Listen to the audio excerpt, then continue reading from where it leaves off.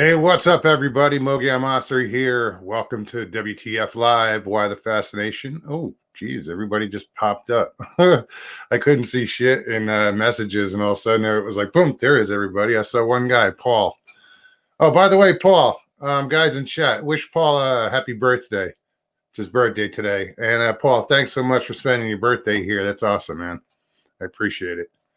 How's everybody doing tonight?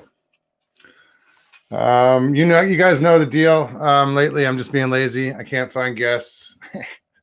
I'm not trying that hard. I have a few emails out, but it's all good. So October 1st, wow, already. Geez, summer's gone, fall's upon us, and it's still 90 something degrees outside. Oh, my pleasure, Paul. See, that's what happens when you're friends on Facebook. You know, people rat you out. If you didn't want, people to know it was your birthday, then, Strangeland, what's up, buddy? Isaac, Chris, Jenny. Hi, Jenny. Who else? YTFP Chris, aka the other Chris, the other white meat. Right now, Ness, the pants are on, shorts. Rocking AC/DC tonight. Gotta love it. Back in black.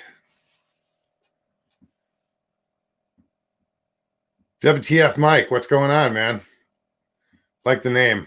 I didn't, I know, I think you had the WTF way before me, but didn't know that. So, good to see you here, though, man. Absolutely. Yeah, black bandana tonight. I was actually at Walmart today. I was looking for bandanas, and I really didn't know where to look for them. I bought a couple shirts. Nessie saw AC/DC back in 82 live. Right on. That's awesome. Or 92.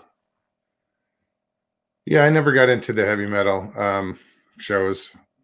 I did the it's funny I say that, but I was always into country music.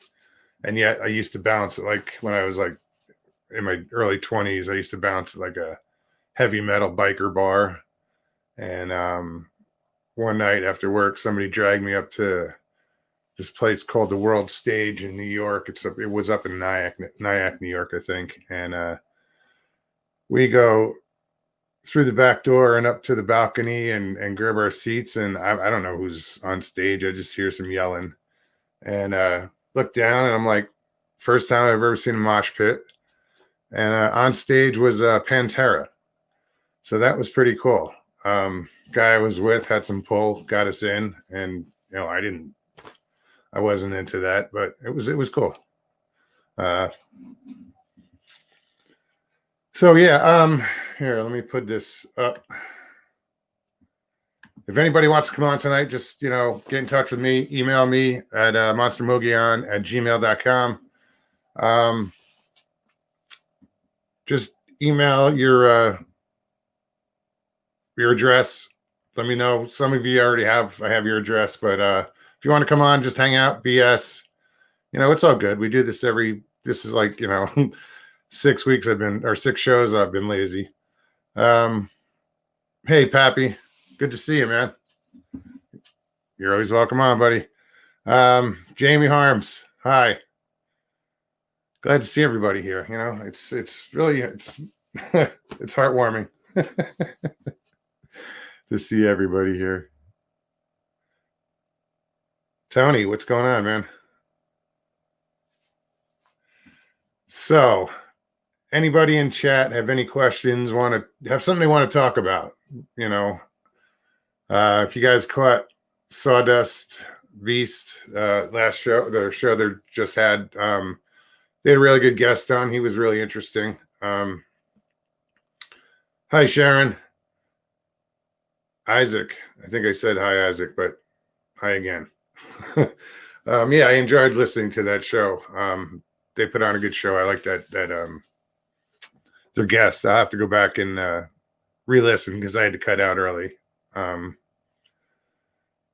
Yeah, I had to get ready for this. I went and bought a new light today, so the light I have here now is just one of those little circle lights. And it's got some different settings on it. I thought it was going to be too small, but actually it's a good size, and it's got different brightnesses and shit. So because I had this other thing where I had to like drape a bandana. Imagine that, draping a bandana over it for to shade it because it was too bright. Um,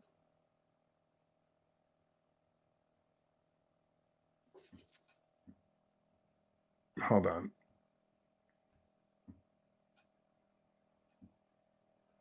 Patrick says that was one of the best Sawdust Beast shows I've heard. It was a good show. It was really a good show. Um, yeah, Mark's cool. If you were here Tuesday, you saw him on. I like talking to those guys. These guys are researchers, and I'm just a schmuck with a camera pointed at them. No, I'm gonna do some research soon. I got the right license. I'm ready to go. I have to get the vehicle, and I'm golden. And it's not so much the research. I want to learn for myself. I want to really figure it out for myself, and then I want to go out and meet you guys. I'll travel around and say hi. What's up? Been talking to Ben, and he sent me some pictures. He was on the other night too. He sent me some pictures from down in Louisiana, and wow. It's jungle, but the bayou, but it's gorgeous down there. I'd love to go down and check that out. I know it's probably like all skeeters and gators and whatnot, but whatever. I'm from Jersey. I think I can handle it. Nelson, good to see you. John Bearden, welcome. So I know where a lot of people are from. Like Nessie, I know, New Zealand, and I can't scroll this.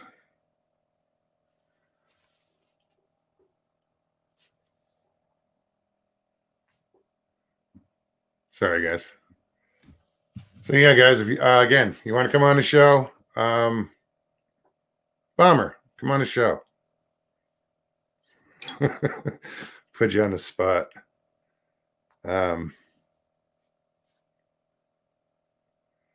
Email me. I'm just checking, making sure my email is all ready to go. Tony says, congrats. On what? Did I win something?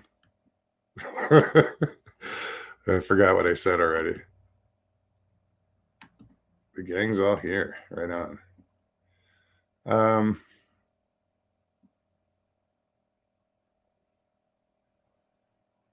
Yeah. So we're 8 minutes in, and I'm lighting up. Sorry, guys. What is your favorite cryptid? Asks Jenny. Jenny, thank you for asking. I love you.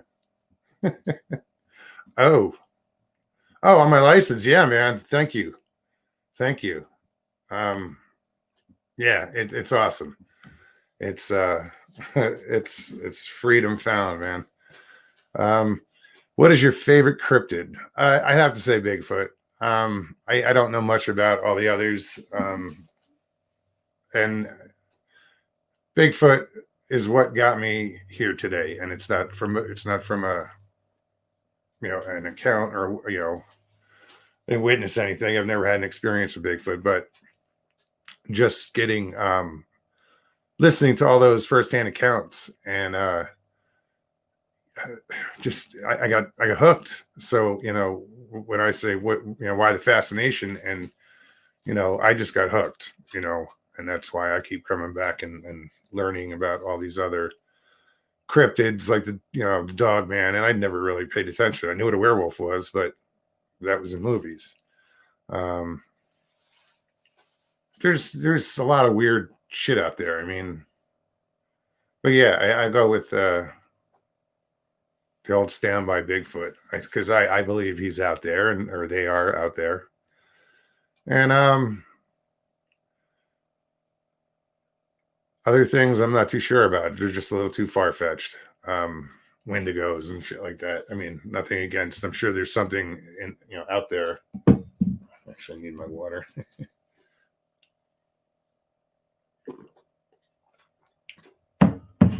But when something with a deer's head and horns is standing up, then I'm like, yeah,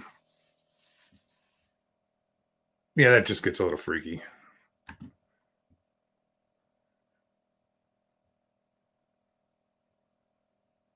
The more you know. Right on, Mike. Jenny asked, what sighting in Arizona was near you?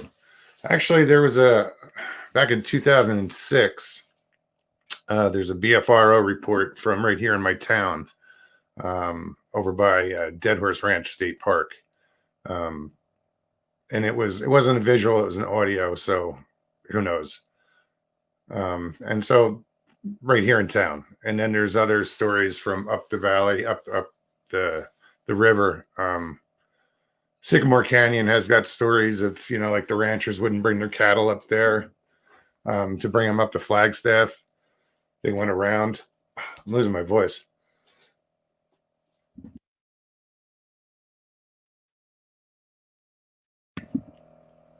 Excuse me. But then here in Arizona, there's reports of skinwalkers and other giant spiders. I don't even want to get into that one.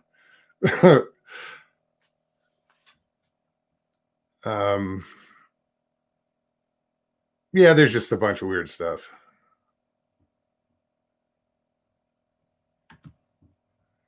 What else?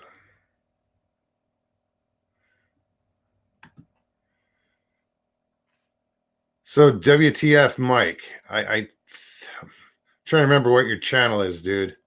I know I saw it out there, and I don't remember what it was about, but I will check it out again, man. You know what? I don't know of any people, personally missing, but the whole Verde Valley, where I'm at, and Sedona area and Yavapai and Coconino National Forest is, I believe, a cluster zone, for Pilates 411, one of his maps. I think we're a cluster here somewhere. Because we're just surrounded. I mean, I'm in a national forest right now. I don't know which one. Or in between them. It's all we are is national forests around here. There's Coconino National Forest, and then Kaibab National Forest, and Apache Sickaries National Forest, and Prescott National Forest. They're all over the place. Let me put that up. Hold on. So yeah, I haven't really investigated the whole cluster thing, but supposedly there's one right here. Where's Jamie? Here she is. Have you talked to Mike? We're missing him. You know what, hon? I haven't. Like in the past couple of days. Last week, I got in touch with him. He's just laying low. He his pride got hurt. His butt got hurt. Whatever. He's a good guy, though. He'll be around. We love him. It's just, he'll deal with it. He'll figure it out, and he likes this. He misses you guys, I'm sure, and I'm sure he'll be back. So, but thanks for asking. And yeah, I know you guys are missing him. He's a great guy. Hey, Kathy. No, we don't have a subject. If you want to come on, Kathy, Wonder Woman, let me know. Email me, and I will send you the link.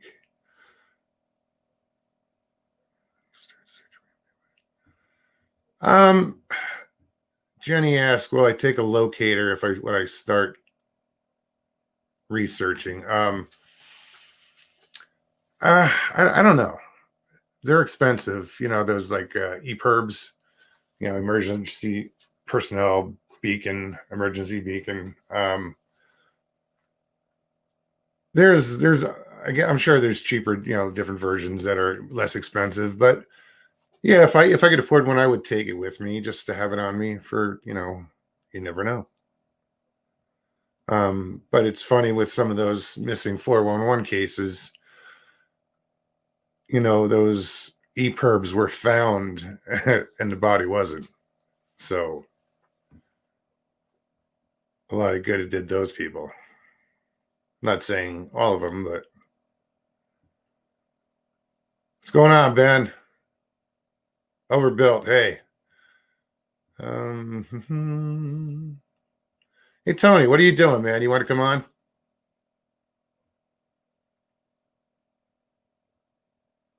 I'll wait. I might have your email already.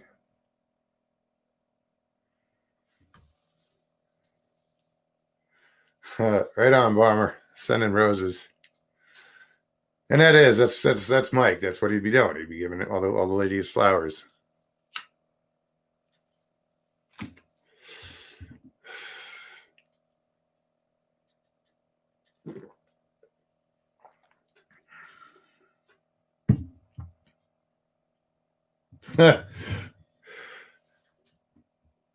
Yeah. WTF Mike says, I've only been here a couple times. I don't know what happened to Mike, but I hope he's doing all right. I mean, just by the name's sake, he's got to be a cool guy. Mike is cool. Mike. He's just a friend. Told some stories, true stories that happened to him, and shared them here. And I love him for it, and everybody does. And he's became our friend.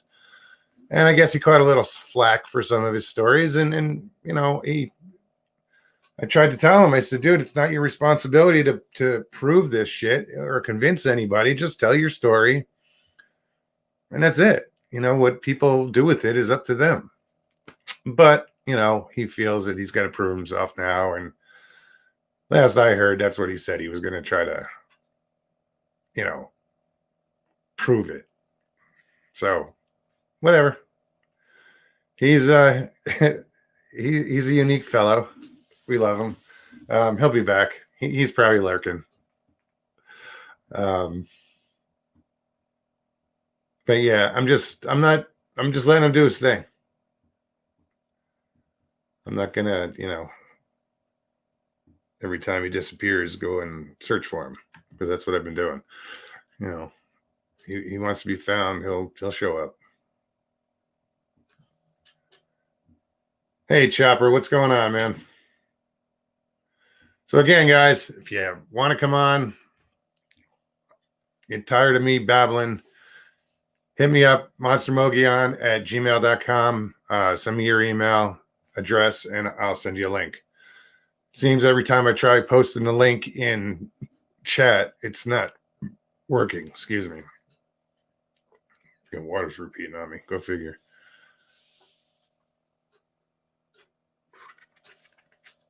Hi, Loretta and Stephanie and Sandy. All these new faces. It's awesome.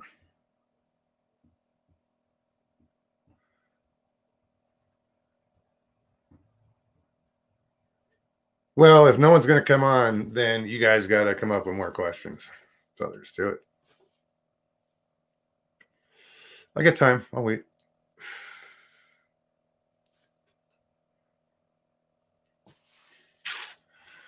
No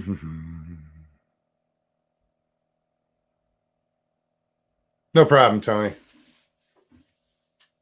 Oh, yeah, man. Anytime. Tony said he can't make it. He's multitasking. So he's busy. Mike Kirkpatrick. Look at you. What's up, brother? I just noticed you there. Good to see you, man. That's awesome. Hey, if you're not busy, you got a camera yet? Get you on screen. We haven't seen your pretty face yet, so you know you got to come on soon.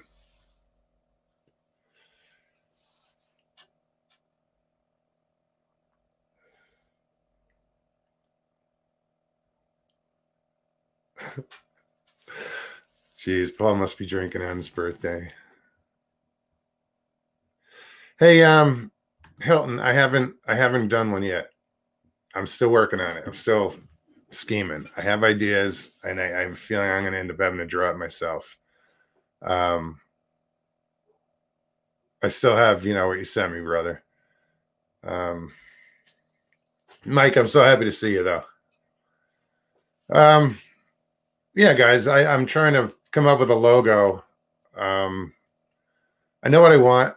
I want like a Bigfoot, but probably a drawing or not too cartoonish, but with the bandana and the glasses and the goatee, or just the way the hair is.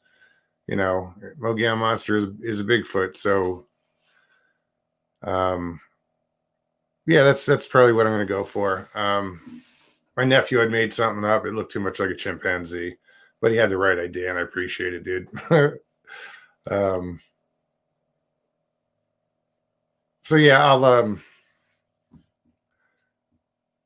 come up with the logo, dude. I just haven't had time.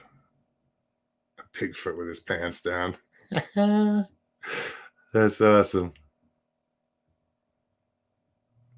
It's funny because every time I put up on the screen, I put up the question or anything, the chat keeps going. So then I have to scroll back and find it. So it's like, where the hell did it go? To take it off the screen. So you guys are going to make me do this solo tonight, huh? That's brutal. Let me just double check because I think my volume's down on this.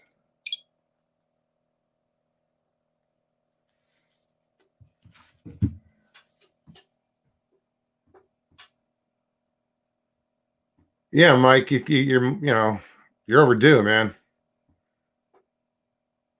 Why don't you come on? I don't know if you have a camera. If you have a smartphone, you can come on using your phone. Um, but I want you to come on camera. Let me know. Just let me know yes or no in the chats, dude.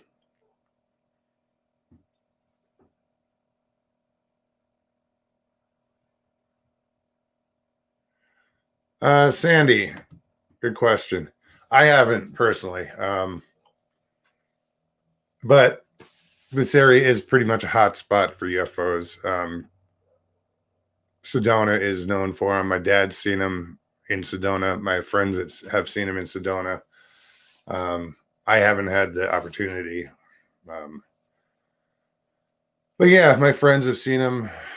Daylight sightings. Just not that long ago, in the past 6 months. My dad's sightings were back in '93.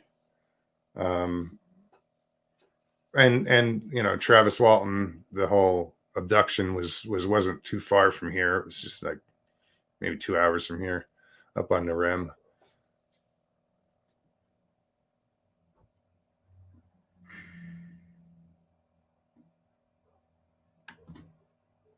Thanks for the question, Sandy.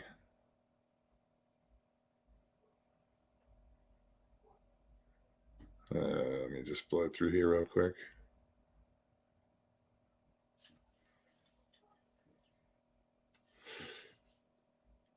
I don't know if you answered me, Mike. I missed it.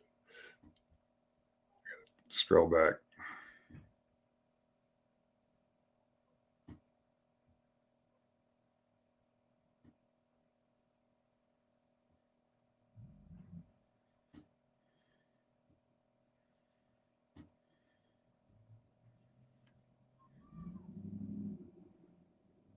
Sorry, guys.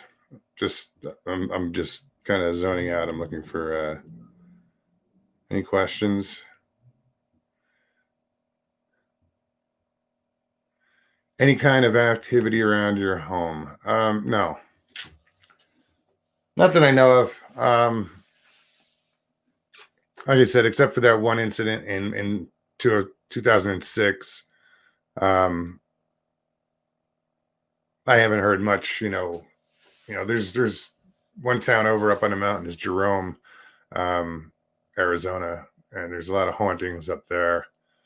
Um, the ghost hunters or whatever, they did a show up there, at the hotel up there is supposed to be haunted. Um, and they do, ghost tours and shit up there. Um, I've had some.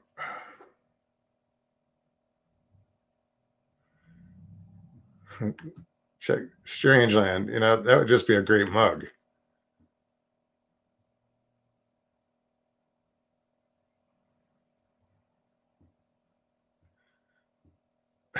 That's clever, man. I like that.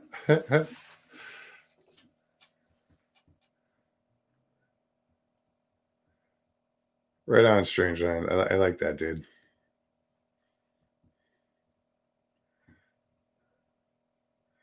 All right, let me see.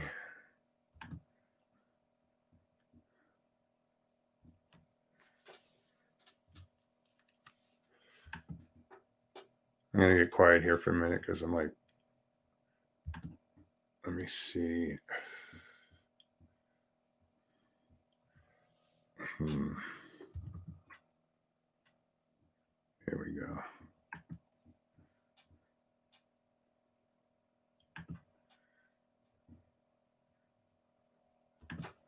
All right, so Mike, I just sent you a link to your email. If you can use it, and let's talk, man.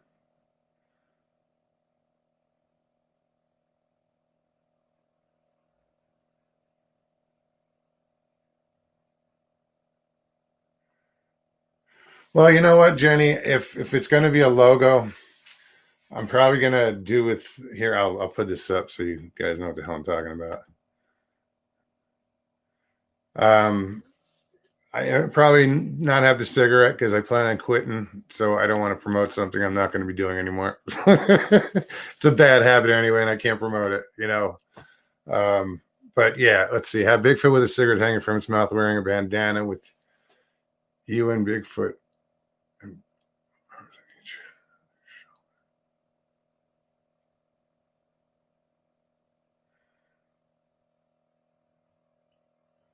Bigfoot arms on each other's shoulder. I got lost. Sorry. But yeah, I was thinking. I mean, you have all these things out there that like Teespring and shit that will do your t-shirts and your bandanas and shit. I was thinking of doing some bandanas, but I'm wondering if I should maybe do them locally. I can buy them in bulk and find a local print shop. I'd rather give my business to the local guy. Um, I don't know what the price would be. But yeah, if I come up with a logo, maybe I'll throw a logo on some bandanas and because you buy some of the shit on Teespring, and I'm not bad mouthing them at all. I mean, I bought Paranormal Portal mug, and it was an expensive mug after all the shipping. Um, but everybody's doing what they're doing. I think I would probably do it a little differently. Oh, hold on, Kathy. I didn't. I'll send you a link. I should have it somewhere.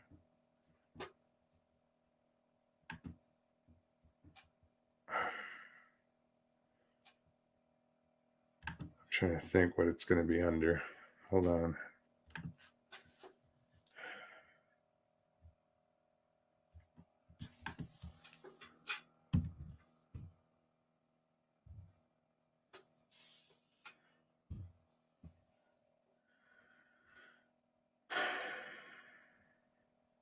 Hmm. It's not there. It might be there.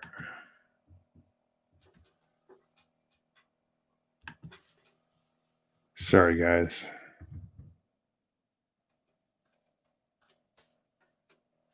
Kathy, email me your. I'm for some reason I'm not finding your. Sorry, that's rude. I just like stuck my finger in your eye. Um, I couldn't see what I was doing. The camera was in the way. All right, let's move that over a little bit. Kathy, send me your email address. Email me. Let me remove this. And Jenny, that's a funny idea, by the way. Keep them coming. That's what I like is people thinking. I almost bought a T-shirt tonight that said something about people thinking. You should try it sometime. No, Rigger, I haven't watched it yet. I just haven't had time. I will. Rigger's asking me if I watched Legend of Boggy Creek yet, and no, I haven't. Let's see.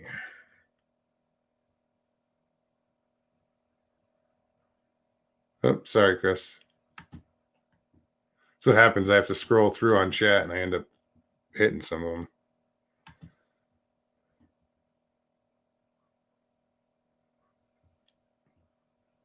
We know you're sorry. Overbelt, yeah. Anyway. Yeah, excuse me, hold on.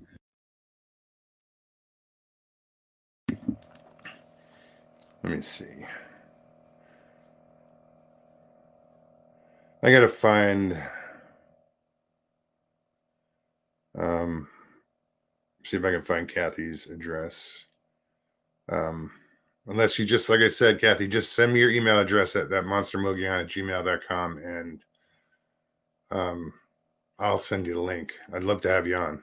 We haven't talked. It's been a while. Yeah, tell me about how things are in Texas.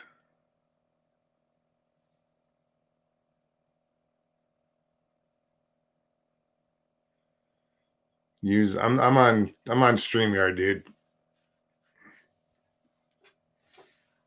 Oh, you mean like, yeah. I have to pull up YouTube chat. But I also have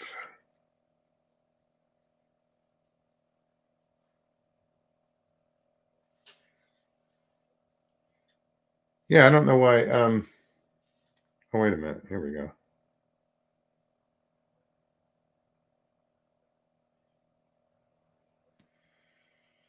Well, Matt Larson.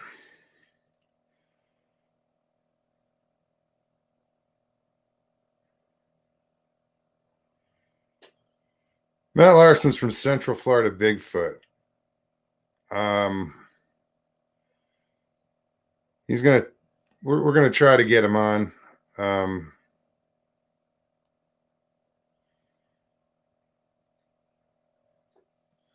Let me send him the link. He's not sure about the signal, so it's gonna be a test.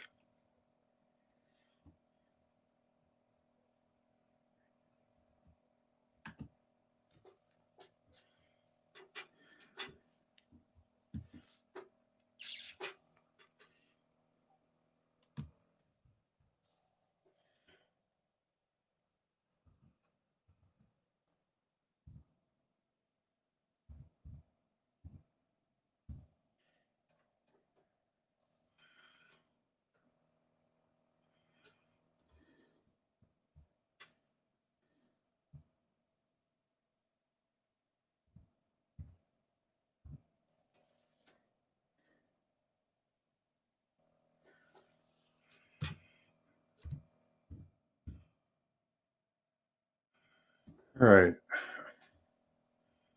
Let's see. We'll get somebody on here.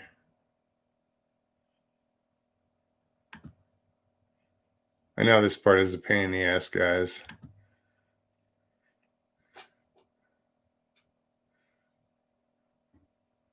I saw Sawdust. Is he here?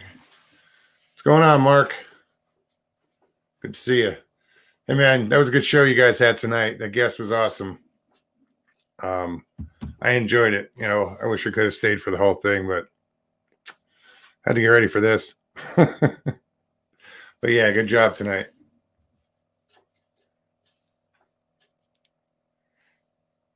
For those of you who don't know, Mark, Sawdust Beast is another YouTube channel, and they have guests on. They do a lot of Bigfoot stuff, some other, I think, some paranormal stuff. It's a good show. Stephanie, are you leaving? Here we go.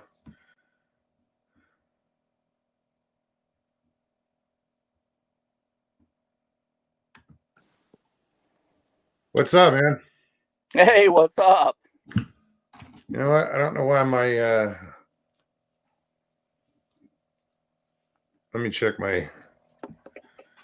Oh, maybe I should go grab. Maybe I should go grab my earbuds. Yeah, I don't know why it's coming through my speakers, but it should be coming through. Yeah, I'm out in my Airstream out back. So. Oh, no worries. I can hear you great. Oh, okay. Yeah, I'm just gonna make sure that they're on my earbud so I don't get a. Yeah. You want me to go? You want me to go grab mine real quick? That's up to you, dude. You don't need them. I'm just making sure that it doesn't come through my computer so I don't get an echo. Yeah, I don't have a. I'm looking for a. Yeah, now it's just through my headphones, so I don't have to worry about an echo. Yeah, I'm looking for a phone holder. I didn't bring one out. You caught me out here watching. I can just hold it real steady. So anyway, I'm a newbie. I've been doing this about 11 months. I was on a Carrie show about 2 Fridays ago. Oh, right on. Yeah, so I got a real hot area in Tampa. I had a tree fall in front of me and some good activity. Haven't seen one yet, but working it pretty good. And my background is photojournalism, so I approach it with really high-end gear. I have some ideas that I want to play with. You know, they talk about Bigfoot vibrating on a different frequency, a higher frequency, and that's why the photographs are so blurry and whatnot. I have some ideas about that and how to fix that. No, I think we need to use better gear. Probably. Yeah, we got everybody going out there with iPhones and no stabilizers, and nah, I'm not in that camp at all. That's the reason why I jumped in, is that just so frustrated, interested, always been interested, watching all the channels. I watch everybody, some pure for entertainment because they're great, great entertainment to watch, and some real serious like Bigfoot Odyssey. And of course you and the guests you have on. Carrie just popped in. So what's up, Carrie? He just came in the chat. All right. I'm sorry, I didn't mean to cut you off. No, I do it to everybody. I know you well enough. No, I wanted to help you out. I mean, I'm just sitting out here. I just had to go grab a shirt real quick, so I grabbed my Black Rock Mountain Bigfoot shirt, which was right my very first outing, November last year. But no, Carrie and I talked about it. I'm frustrated with the quality of work that's out there and what people are doing, and the blob squatches. And I think not to call anybody out, and that's not my purpose. But my purpose is to approach this with a photojournalist background, high-end cameras, stabilizers.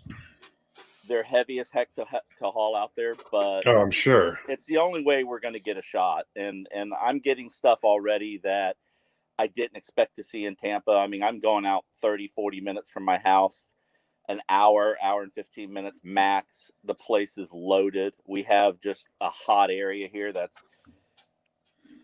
I think I'm on the verge of catching something really, really cool. And, you know what? Carrie just said something, and I kind of agree with it, because I was like drinking when you said it, and I kind of grimaced. I grinned, I should say. Carrie says, "Call them out." You said you're not one to call people out. Call them out. Why not? No, I mean, there's a lot of people I watch, and I enjoy watching. All the channels to me are entertaining, and whether they're serious or out poking around in the woods, you do learn something. I agree with Carrie and what he said on Bigfoot Odyssey the night I was kind of sitting in on a little hot chat. You learn something from everybody, and it kind of arms you with knowledge, because I'm only 11 months into this. So it arms you with knowledge to really just be prepared. Um, I surely don't want to die out there. I don't want to have a Bigfoot grab me. So, I do consider them, in my belief, I hope they're just flesh and blood. If it goes into the Mark situation with I think they're flesh and blood, but I also yeah, think there's a little more involved. I think they do the mind speak. Um, as far as how they can blend in, I don't know how they do that. But I believe they're a flesh and blood creature. well, the blending in thing is interesting, because on several other people's videos, I've been able to, like we all do, the time stamping bit. I love that. I mean, I love to timestamp other people's stuff and just look. But I tell you, I've grabbed very sharp images of heads poking through palmettos, especially on Chris Connor's work. I have a shot of just this green head coming up over a hedge. That's the sharpest photo I have ever seen to date. But what's weird about it is, on the side of the profile, you see this line right here as if it has glasses on. But it's a razor sharp head just peering right over the bush, as a profile. And it scares the crap out of you when you see stuff like that. I guess. But I don't get in and buy into the camp that it's impossible to catch a sharp one and all this stuff. As a professional photographer and photojournalist, there's 2 photojournalists here in Tampa that are out doing things. The other one is on a group I just went out with the other day. I work at a TV station here in Tampa. He's also at a TV station in Tampa, but another station. We went out together, and we're getting sharp images. You just got to be in the right place at the right time, and know the signs and know what you're looking for. And so, do you borrow any of the station's equipment? I know they've no, got some. I'm sure they've got some really nice Sony cameras back there. no, I tell you what, I dumped my Sony camera for the Lumix. I was shooting with a Sony A3 and original A7, and I almost got fired shooting that camera, because I shoot talent, walkie talkies, coming up at 5, we got this, that. I was doing one of those one day, and the autofocus was just jumping, and I got called out on it pretty bad. So I dumped the Sony and went with the Lumix. Panasonic FZ2500 is what I'm shooting with. It's a big rig. It's $1,000 camera on a $400 gimbal. So I got about $1,500 right there. I got a 5-inch monitor I put with it, and I got clip-on lights and a GoPro and that sort of thing. So if I need to do some night work, which might be coming up, I might have the opportunity to do that with somebody. But you just gotta, you gotta be rolling all the time. If you're in a situation where you're trying to shoot through thicket, the one thing that bothers me is people say, "Oh, well, the Bigfoot was in the thicket and it's focusing on the leaves in front of it." Well, then put your camera on manual focus and manual focus past the twig in the foreground. Sure. It's basic photography. And if we're all going to be in this, I would just like to see everybody up their game. Take a photo lesson from a local person and just learn to use your camera and do it online. Yeah, do it online. But get yourself a gimbal. I mean, so many times I watch channels and there's someone going through the woods and it's like this. It's like, oh yeah. Yeah. So if you got to still frame it, are you going to have a picture of a Bigfoot or anything? No. Step up your game. I mean, let's get it going here. Well, I'm sure there are people out there that have those sharp as hell, gorgeous pictures, but it's probably a little too afraid to put them out there. They're too good. I hear that a lot. People don't want it. I would like to call them out, because if someone's sitting there saying they're they got a sharp picture of a Bigfoot and aren't showing me, or aren't showing you, or Carrie or somebody. Oh, there's people out there that have said that their information, their stuff is just too good. I'm sure. They don't want people knocking on their door. Why are you so, quick to, I just think it's a cop out. I just think There's a lot of people out here doing it. Well, it Everybody, wouldn't make sense to me if you don't have it. Don't say you have it. You know, to me anyway. I don't. right, I'm not one to right. lie and bullshit and No, I you understand. know. Look, until I went on Bigfoot Odyssey, I didn't even have my name attached to Central Florida Bigfoot. I never put myself in my own videos. The camera's never like this. I'm never in it. The one time I did do it, I wore my bandana, sunglasses, and hat. And someone said, "Why are you wearing a bandana in the woods?" And it's like I didn't want to say, "Well, I work at a local TV station. I really don't want to be known as the Bigfoot seeker, But it's out. It's It's a out. hobby. I'm already being laughed at. It's So fun. you've been researching for the past 11 months. You just started researching, but what was right? Correct? Yes. What was your take? What were you doing before that? I mean, what was your take on Bigfoot? Were you into listening to the shows or any stories or what really got you going? Yeah, I listen to like I said, I listen to everybody, Into the Woods with Jeff. Jeff Jeff, Friend, yeah. he he puts on a good show. You learn some good stuff. I always wondered about people smoking In the woods. Or but on tobacco. Maybe they're into tobacco. I don't know, but I was taught with my brother when I was a young kid hunting. I always hunted with a camera. I always did. I would go out and I'd carry a 410 and a 357. I'd shoot a squirrel. They showed me how to clean it, and they said the next one's yours. I never shot another squirrel. And then we went and shot. I just no made sure I thanks. shot one of every animal. I went through the list, and once that happened, it's like I just wasn't into the blood and guts of hunting. I just have a You got soft your spot. small game grand slam. Yeah, so I'm definitely in the no kill camp. I mean, I don't. I I don't. the only thing I kill is fish. I just got away from hunting. I never killed a deer. I've spent hours in the woods in tree stands with my bow. I've only shot at a deer once with my bow, and I put the arrow right between its feet, right in front of it. So yeah, I don't miss hunting. I still get out there and hike, and I'm an avid fisherman. So, I don't think I could shoot a deer. I really don't. no, I couldn't. I mean, well, I could if I had to. If it was. Oh yeah, yeah. You don't stand a chance, deer. No, I always enjoyed the hunt with the camera. I mean,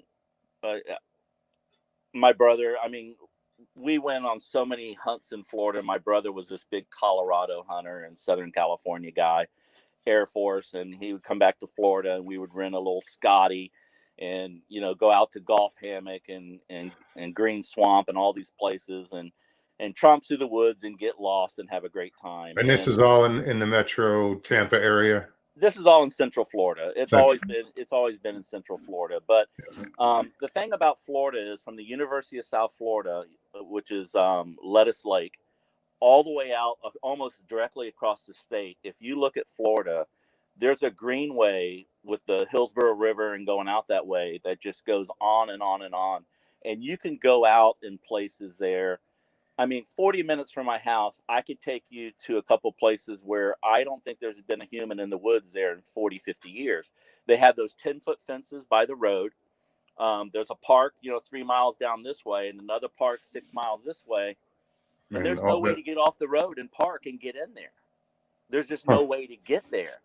And I drive by these things all the time, and I just stare blankly into the woods because it's just amazing. I want to get out there so bad. And it's literally, I could be there in 30 minutes.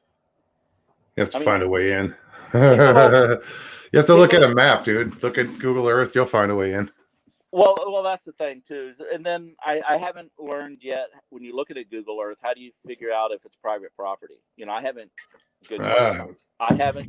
You find out when the guy comes after you with a shotgun. Again, that's private property. My day job would probably do that, but there's your cover. There goes my cover. Matt, did you get arrested over the weekend? No, sir. So no, I gotta somewhat keep it cool, but I'm self-funded. I don't. My channel's not. I may have hit the monetize button, but I'm not to 1,000 yet. No, I'm not either. I'm going out this weekend to a place that I had a tree fall in front of me and a lot of activity and owls going off and just craziness happened. Tree knocks. I went there once, heard whistles and tree knocks, went there again and had the tree fall and owls go off. So I'm 2 for 2. I want to go back this weekend. I was hoping to be able to go live, but I'm only about 560 right now. So I think you need 1,000 or something to go live. Dude, so I don't know. I'm using StreamYard, and you can use a free version of StreamYard. It's limited, limited broadcasting. Like, so I decided I pay for it, so I have unlimited broadcasting, but you'll have like 20 hours a month that I think you're allowed. And all you have to do is put their logo up on the screen somewhere, and advertise, but you can do it for free. Look into StreamYard. Okay. And, because I only have, it's funny. I don't know what went wrong on Tuesday night, but I mean, I saw a lot of comments, great show. Either I lost a couple of Mormons somewhere or pissed somebody off, but I lost like 4 subs and that from that show. I don't know. I got 2 back, but I was like, what the hell went on here? Everybody's having problems with these things. I mean, I'm not worried. I only have 632 subs or 34 or whatever. And I've been going live for 10 weeks through StreamYard. And that's, okay. I'll check it out. I think if you're on a computer or a laptop, you don't need 1,000 subscribers on YouTube. You can probably try going live is what you should do. Go on YouTube, go to your studio and go live. You might be able to do it if you can do it on a laptop or a regular computer. You don't need 1,000 subs. I think it's when you go from your phone, when you're going from a mobile device. This is what I was told from other people. So if I'm wrong, I'm wrong. If I'm wrong, they're wrong. Right. But yeah, StreamYard is the way to go. I wouldn't be, if that was the case, I couldn't have gone live for the past 2 months. I hadn't even thought of a third party. I didn't even realize that would. Now you're doing it through 100% StreamYard, or are you still doing it through YouTube through StreamYard? It's StreamYard through YouTube. Okay. So I'm in StreamYard, and it's broadcast through my channel. You guys may get to see me get eaten alive this weekend. I'm telling you, I'm a little worried going back to this place, and especially after Mark's story. But I had to blow it off. I had to just kind of, just kind of push through it. You don't see very many people murdered by Bigfoot, and other than the missing 411. But I haven't really. But you don't get to see that. I haven't really read that or studied it yet. I've watched a couple things, but yeah, I've watched a couple things. I haven't gotten into any of his books or anything. It's some interesting stuff, though. Yeah. There's a lot of. I mean, he put a lot of work into all that research. I mean, and being a former police officer, detective. I think he was New York City. He's got some credentials, So he's got a lot of time invested, and I give him credit. And but I do know that where I'm at is supposed to be a cluster zone or something like that. Yeah, lots of people have gone missing in this area. Yeah, I was out in Phoenix 3 years ago, I think. I have a brother that lives out there. Oh, nice. And we did a big loop around and wanted to make it down to the Red Rocks and stuff, and we never did. Sedona and that area. That would have been nice. I need to. Did you get to the Grand Canyon? Nope. I got next time, man. No, I wanted to make Joshua Tree too. That's kind of on my list. We have a 23-foot flying cloud Airstream, which I'm in now, and very nice. It's our what year?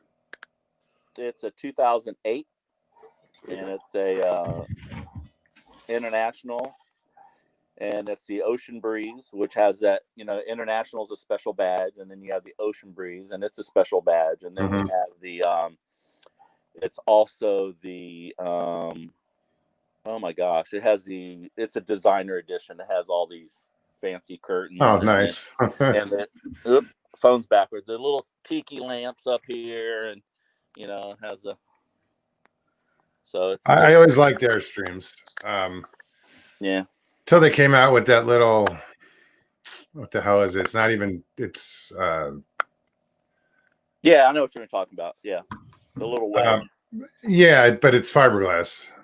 Um, and I think they just discontinued it. I don't think they're going to be making them after 2021.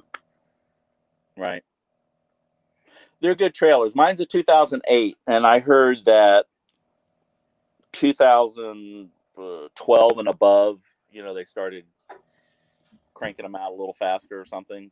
Maybe it's more like 2016 and above.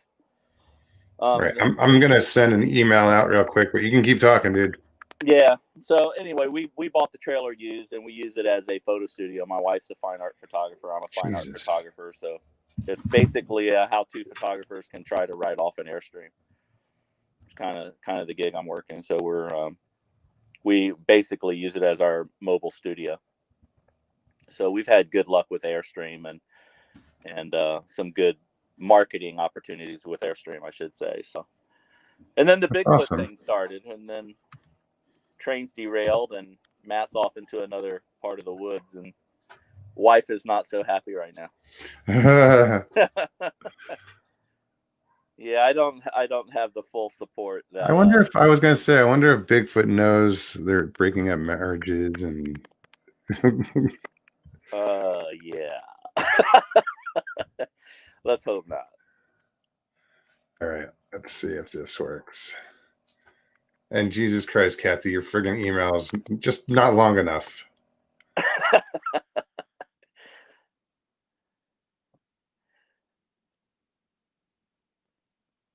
What do you do? Leave me here all alone? Hey, I don't need to be sitting here all night. I just want to pop in and help you out.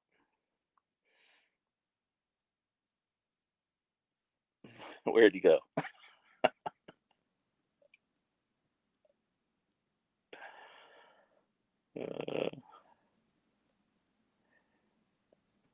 Am I supposed to be holding down the fort? He really didn't say anything.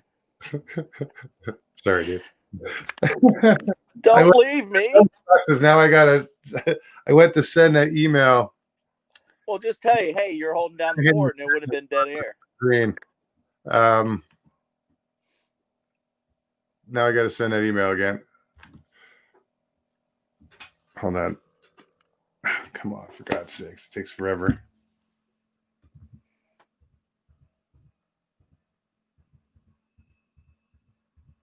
So is there a way to see the chat while I'm still on here? There should be, if you look on the left. I see the right, the right of the screen. The right of the screen towards the top, I think it'll say chat or private chat, or it should say chat. If you click on that, you should be able to pull chat up.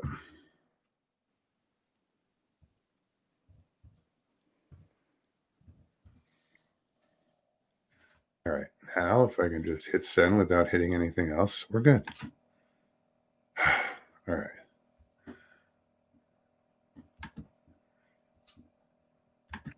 Yeah, it's funny. I keep that's like the third time I've clicked myself off the air. Did I just click myself off the air? I don't know. I wasn't there. Oh, there you go. Yeah, it looks like you turned off your camera. Okay, there. Well, yeah, I hit the chat button. I go to chat, and I saw something, and then I lose the screen, so that won't work. That's unusual. Anyway, I just wanted to pop in and say hello. I don't need to dominate anything or. Oh no, dude! There's nothing else going on. And what have we been on here? Oh, shit! How did I even get it? It's been an hour. How?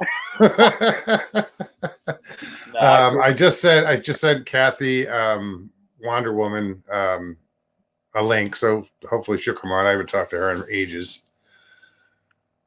What kind of software do you use to analyze photos? Here, this is from Sawdust Beast. Oh shit! This is from Sawdust Beast. Software, it's basic Photoshop. A lot of the times I will bring it into my iPhone And the iPhone editing system's pretty cool because it has that once you do a screen capture, like if you're watching someone else's video and you're on your iPhone, you can do a screen capture full frame of the video frame with the timestamp. And then when you hit edit, you'll get these color bars down at the bottom. And if you hit on the far right one, you'll get a button that basically has a magnifier. So then the magnifier comes up, it'd be like a circle, and it blows up that one little area. And that's kind of what I'm using just to drag your finger around and look at people's photos. And then if I see something really good, then I'll do a screen capture again, but I'll bring it into Photoshop and look at it. So nothing special. It's just like I'm obsessive. I mean, if someone's will hold on a wide shot long enough or walk down a trail and it's steady enough, I do random screenshots and you know and cruise through all the corners of the frames because, you know, like I said, I've only been doing the Bigfoot 11 months, but my thing is I'm a landscape photographer, so I shoot landscapes all the time. So during the pandemic, I've been sitting at home and going through Mayaca 1996, you know, Crooked River 1999, you know, Lake, you know, Griffin State Park, you know, which is in the Dead River area in North Florida, really good spot. I'm going through these photos, and sure enough, I'm going through a frame. I went, what is that? You know, what is that? That's crazy. A So lot of my you're finding stuff in your photographs. That's I'm awesome. finding stuff that I've been, you know, as a landscape photographer, I've been shooting bins and breaks for 15 years. I didn't know what I was shooting. Oh, really? Yeah. I mean, I was photographing weird, you know, that I've learned the term, you all call it forest language. So my new thing is I have a really, really strong body of work right now that's going to be black and white. If you go to my Instagram, you'll see kind of what the black and white's going to look like, but it's going to be even further than that. Because those are digital black and white. Those are just me working in Snapseed off a color image and just flipping it real quick and doing a vignette, a blur, a black and white, and soft focus. You know, 5 filters real quick. But my whole thing when I'm out there is I'm shooting forest language, and I just never realized it was what you guys are referring to as Bigfoot signs.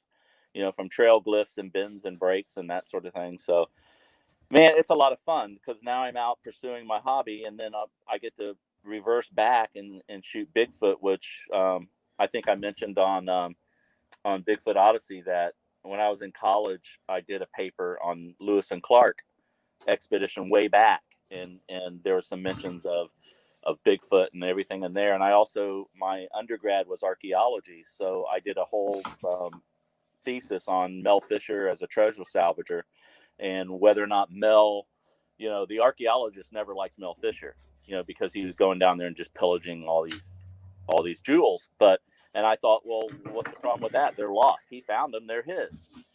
But from an archaeologist's perspective, they would go to the shipwreck and they would stake it off, grid it They're off. looking at the preservation point of view.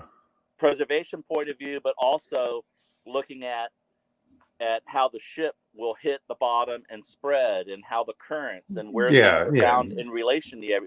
If you pick up a coin and you find a treasure chest and you don't record the relationship between the distance of the coin and the treasure chest, and then the boards and planks of the ship, then all this important data is lost. You know, sure. You know, so I was really into underwater archaeology for a long time, and that goes into Florida archaeology and the Calusa and the Seminoles and the Tequesta, I think they're referred to in South Florida. Kathy, are you with us? Yes. Hang on. All right. Can you hear me? We can. How are you? I'm pretty good. Yeah, everything's going good. Well, yeah, y'all were talking about treasure hunting. That's part of my line too. All right, on. I was interested in what he was telling us. Well, we can continue talking. I just wanted to say hi. Didn't want to leave you hanging there. Yeah, I got in here. No, I was just, you know, basically kind of going back to my college days, and Bigfoot and treasure salvaging and archaeology and anthropology was all part of it. So in reality, you know, the last 11 months has been, you know, all of my interests back in college all coming together with photography, fine art photography, archaeology, Bigfoot, it's all connected, and the dots to me are just falling into place where I'm in this zen. You know, I'm out in the woods and I'm shooting landscape, but I'm also one eye open for Bigfoot, Sure. and I'm listening better than I ever had before. And it's weird how you can multitask that way, you know. You're in there for one person, but one purpose, but you can cover a few while you're there. Yeah, That's cool. and where I'm at now is I got to get my hunting days skills back. Is like when I hear a bird or I hear a screech, and you know, I know what these things are. Or I see a plant, or I see a berry. I'm just like, what's this purple thing? I bet they eat this. You know, what's this? You know, I need to really. Sure. I got some stuff to learn. I got to go back. Oh, there's books out there for all that. Yeah. Well, you don't want to stop on the trail and go. And these days, you don't even need a book. Oh, that's poisonous. No, I better not eat that. What was that? And get all your natural skills together again. Or you're wondering why everybody's seeing orbs, and it's really just the mushrooms. Yeah, they're tripping. He just hunts mushrooms? Is that what you said? Yeah. Yeah, he said you wonder why everybody's seeing orbs. It's from the mushrooms.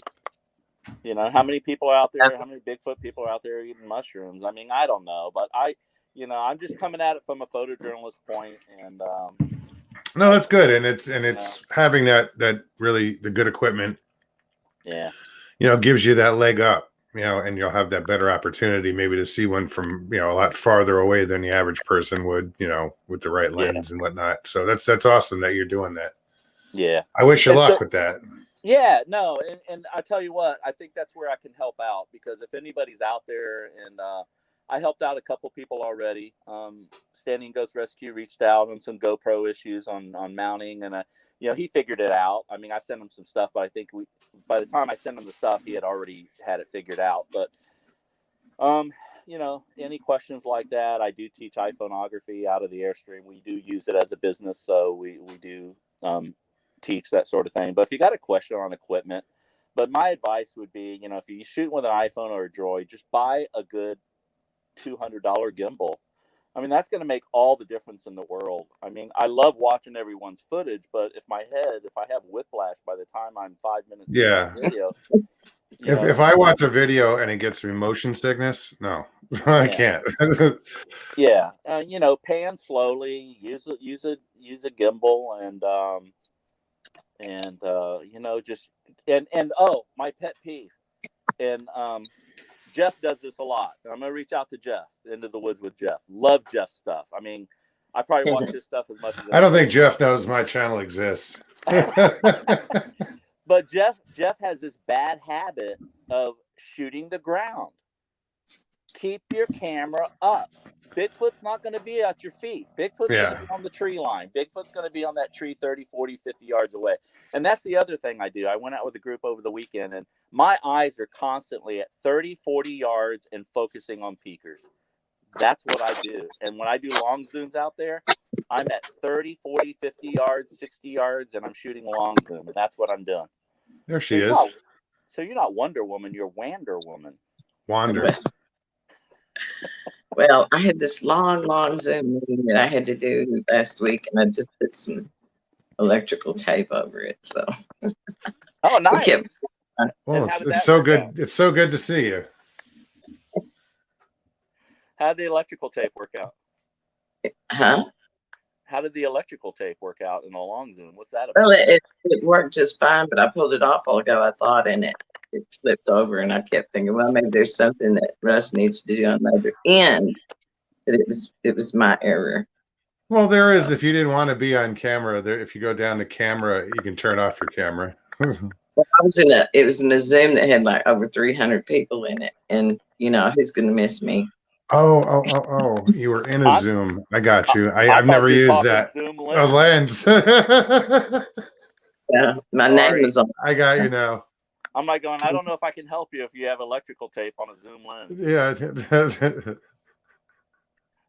That's beyond my expertise. So yeah, I've never been in one of the Zoom or used Zoom. I've used Skype and this StreamYard, but it's nice. It was a huge conference that it had to be done.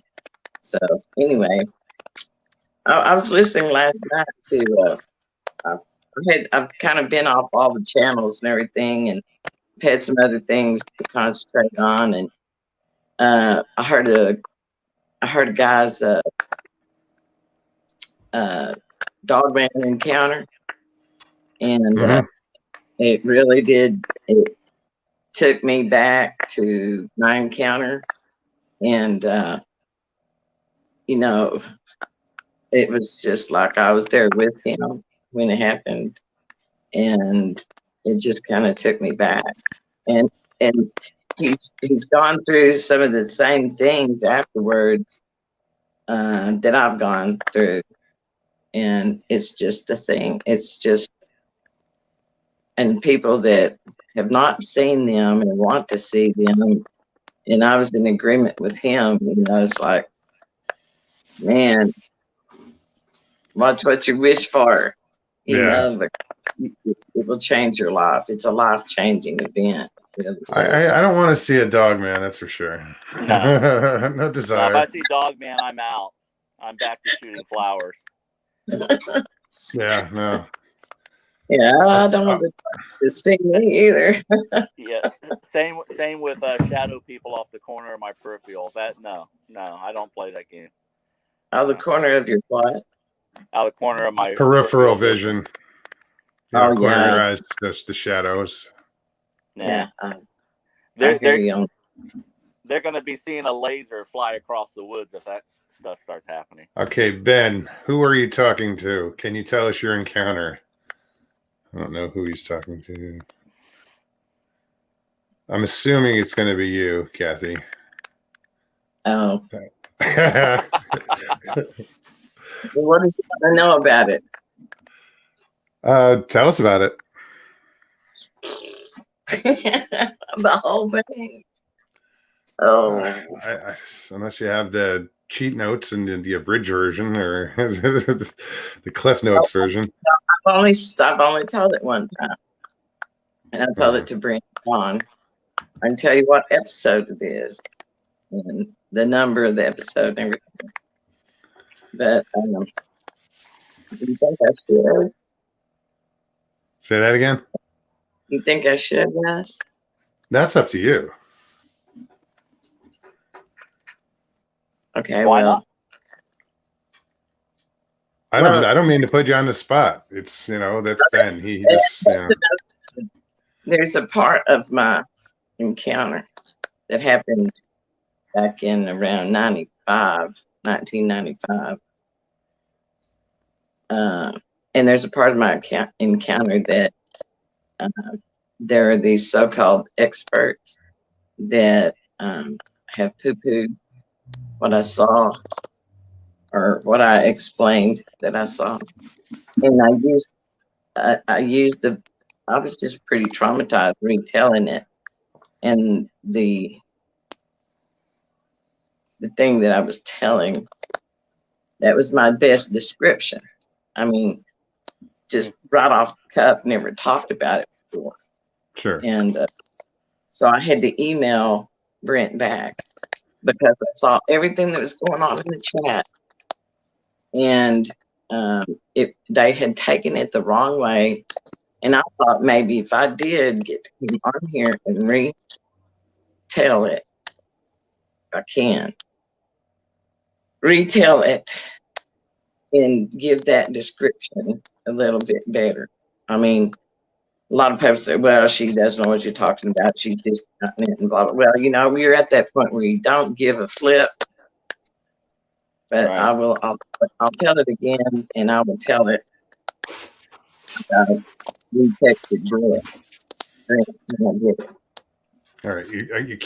It sounds like your speaker keeps getting muffled, like your phone. You're using your phone? Yes. Yes. Just make sure the speaker is not like covered up. Okay. Is that better? Perfect. A lot better. Hey, no, before you start, it's your story. Don't worry about what other people think about it. Yeah. I mean, really, seriously, they didn't experience it. I haven't had an encounter where I've seen it.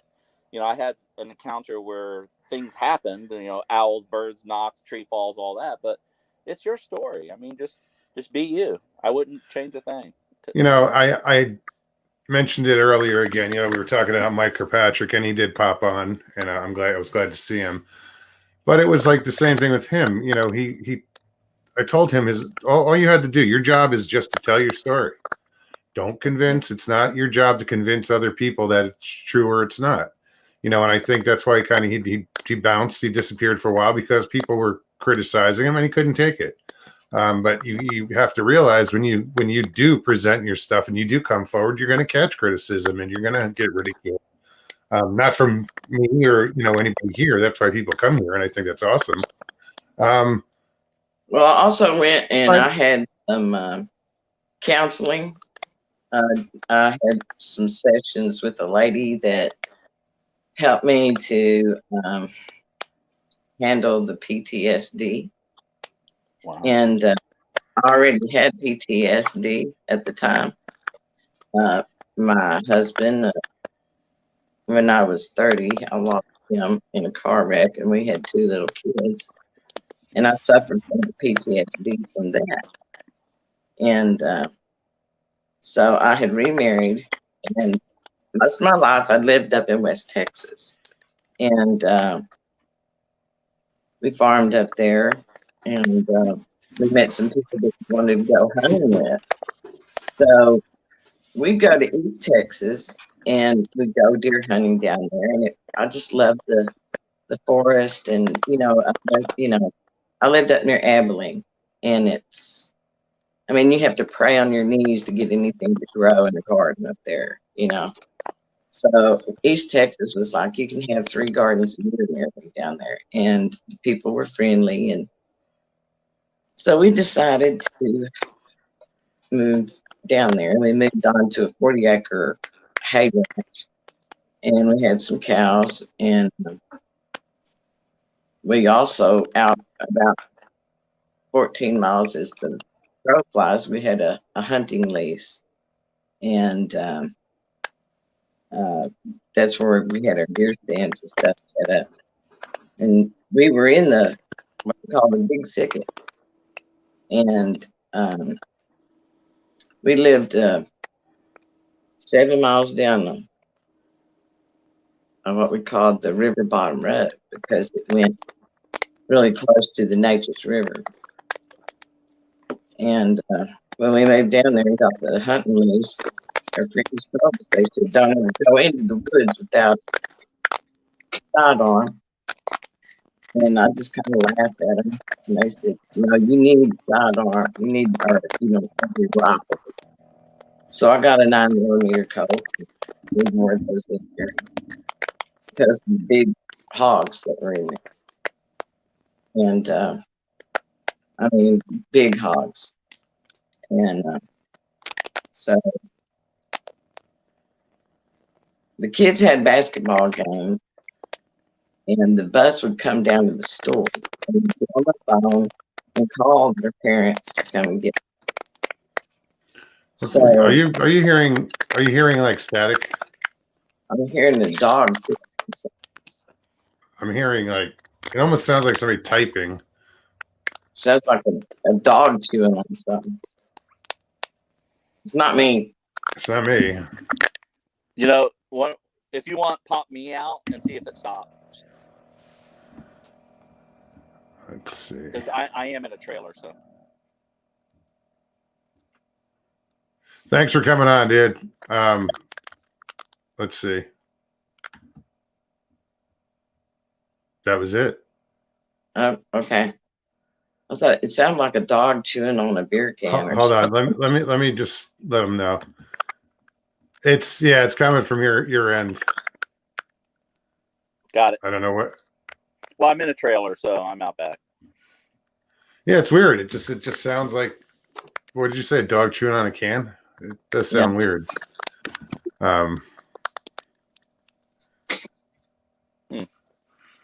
No, that's weird.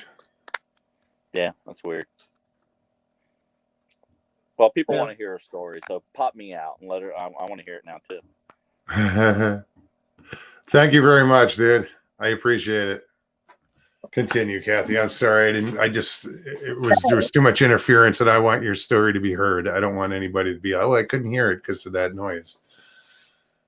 Well, the call came, it was a little bit before 11 o'clock at night.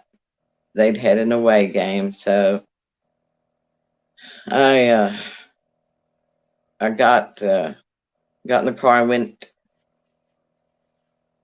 down river bottom road and everything. And hold on. Let me, dude, mute your mic. Let's see if that helps. Why she's telling her story. I don't want to just cut you off. Perfect. So, I didn't want to exclude them. So about a mile before the highway, it turns into a blacktop road. And we're talking about the sides of everything is just, pines and hardwood and everything like that. And so it was a chilly, like I'd say a late October night. And I got up to the blacktop and I was just rolling on it. And I was in a 4-wheel drive. I can't remember if it was my Tahoe or my Suburban, but I was in a 4-wheel drive. And so I rolled up on the blacktop and my son was already waiting at the store for me. He wasn't a quarter of a mile as the crow flies, but through all these woods and everything. And I was just driving along. I'd slowed down a little bit, and I thought, who is this that's just going to step out in front of me and get their ass run over, And I put on the brakes, and they opened up this bamboo. People plant bamboo around the edge of properties, for privacy and stuff down there. And so it was just like this thing pulled a curtain back of bamboo and stepped his leg out and went into the ditch. And that right there alerted me as to how big this person was. I thought, man, there's no way. And so then his other foot came down, and then I was still just barely rolling, and his foot came up out of the bar ditch onto the blacktop. And when it did, I knew that it was not, I thought it was a guy that was in those farmer jackets, like a Gerhardt, overall, because it was kind of cool. And I kept looking, and he put that other foot up there and made one step toward the vehicle, and I knew what it was. And he didn't have coveralls on. It was hair, and he was very broad-shouldered. He had more of like I've never really seen very many drawings of any that looked like him, because he didn't really have a cone head. His hair was the color of pine needles, and he was muscular, very muscular. His face was not dark, and he looked, his face was more, his nose was not flat out.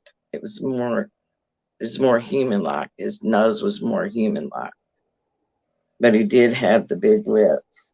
And I'm telling you, God, it only took like bing, bang, bing, and all this happened. And so, yeah, take your time. I'm standing there. I was sitting there, just about. I've already put the car in park, and he came right over to me. He came right over he wasn't 2 foot in front of the hood of the vehicle. And I had my hands gripped on the steering wheel. And when he came up to the front of the Suburban, I guess this was the Suburban, he came up to his cheeky, came up to his, his hip, his and Ass high. yeah, his. So, I have this feeling of, oh my God, oh my God, this is what I'm seeing, and I don't believe what I'm seeing. And he comes over to the right hand of he comes over to the right hand side of the vehicle, and it didn't take him 1, 2, 3 steps to be across the hard top. So I thought he was going to go on. I thought he was going to go on and just slip off into the darkness. But I thought my feelings were, I was just shut down, frozen, scared. I had my hands on the wheel, and I could only move my eyes to watch him. And I thought, what would it take to bring him down? Because, I went everywhere with the gun. I didn't have a gun that night. And so he was so tall, and I clicked my locks. They were electronic, and go click. All of them. I clicked all of them, and he turned back around, and he had to bend down, way down. He had to bend down to look into the windshield. And when he did, and I was thinking about what would it take, to bring him down. And this is where I feel like our communication happened with he knew what I had thought. He knew what I had thought, because he turned around and he looked down in that windshield. And when he did, our eyes locked, and his eyes had blue blips in them, not lasers. Everybody thought that I meant that he had lasers. It was just blue, like on a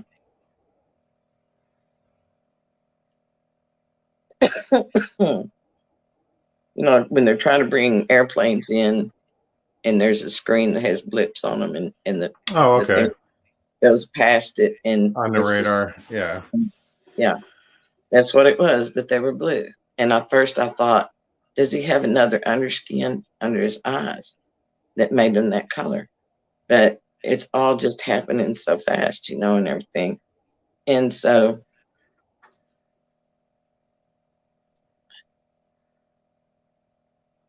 I saw him, and I was still frozen. And oh, that's right. Then I hit the lock, and that's when he had started coming toward the door handle. He'd done the blip and then started toward the door handle. And when I hit the locks, I saw him throw his head back in the air. He threw his head back in the air, and I didn't hear him make a sound, but it was like, oh, like that. And he made toward the door. Excuse me.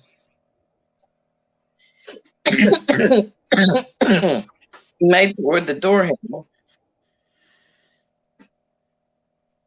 And in my head, I heard what he was thinking. And it was, if I wanted to take the door off of here, I could do that and I could get you. And there's no way that you would get away from me. I would have you. And so he stared at me in the window. It was it was so foggy, but the drizzle was coming down the window. And he just kind of like, turned around and took off into the truck. And I pushed the metal down into the metal. Pedal to the metal. And so I went and got my son. And I pulled up and I opened the door and told him, I said, get in now. And we're going to the house. And he said, what's wrong, Mom? What's wrong? And I told him, I said, it's nothing. And he was afraid his sister might have been sick or something. And we had to go right back down that road that. Yeah, that always amazed me that you had to drive past it again.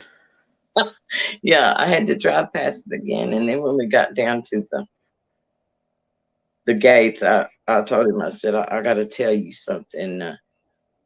I saw a Bigfoot right before I picked you up. And he said, well, gosh, Mom, I thought you'd never get there. And I said, well, I said, it didn't take that long, but.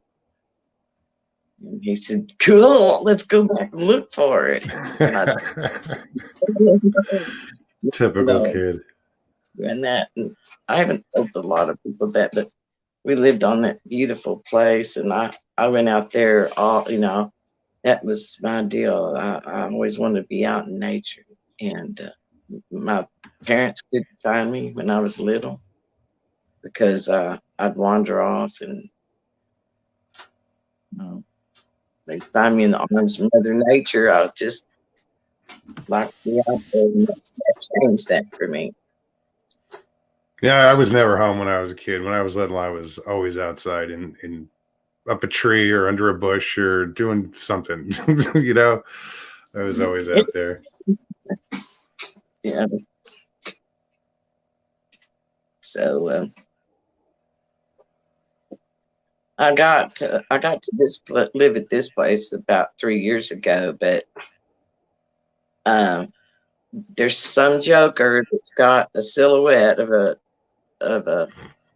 Bigfoot about, I don't know, a mile from here, and it's going, it's chucking it, and it's about 9 foot tall silhouette. And I was just driving, and I'd already moved down here in about 2 weeks. I looked over and I thought, what in the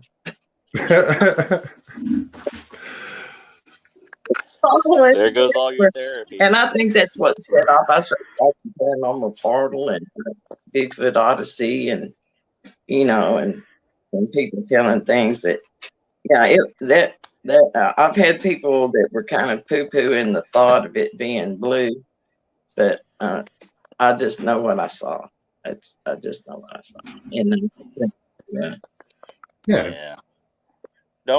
Don't worry about it. Where did this happen though? Where Texas. Where did that happen? East Texas. Okay. Yeah, you did say that. Okay.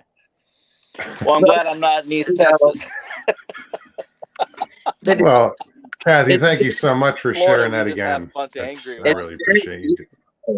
It's very beautiful there, that's why I loved it. And I'd go down there all by myself along with sloughs and went to my deer stand at night, and I could smell all these funny smells, but I had a rifle with me, and nothing ever bothered me.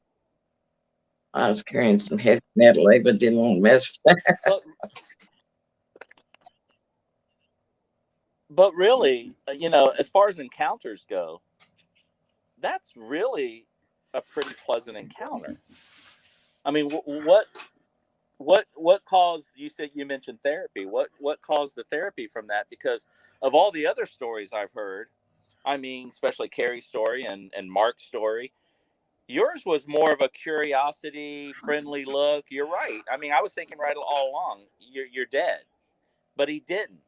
So, what was it that triggered the PTSD? Because you already had it, I understand that. But were you still fearful when that was happening? Because it sounds like it was actually pretty I was peaceful scared as out of far as my it mind. goes. Oh well, During the incident, during the encounter, I was scared out of my mind. right. Because this SOP Well, how do to you the feel? top of the hood of a Suburban, nothing I'd ever seen before. And then it has me knowing that if I wanted to, I could rip that door off and I could drag you out of there and you'd be a rag doll in less than 2 minutes. Guys, hold on one second. I sent Carrie the link, guys. So thanks for showing me in chat. Now, I always felt that one of the things that really messed with you was the mind speak. You know,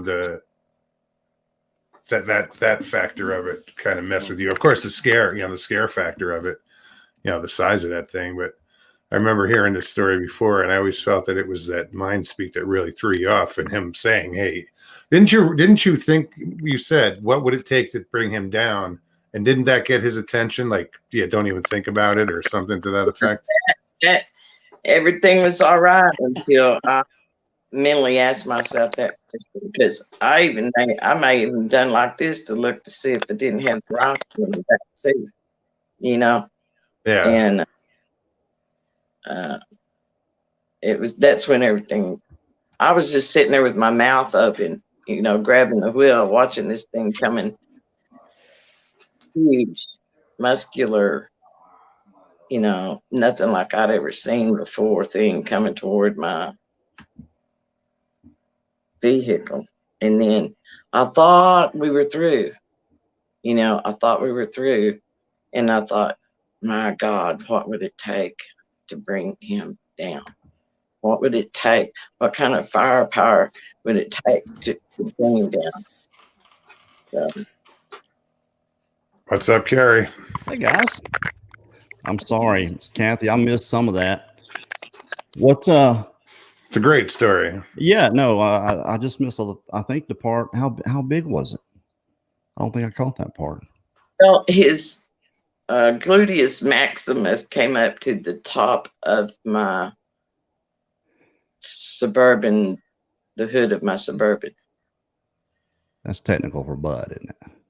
Yeah. And it's a four-wheel drive. Wow. Because when he opened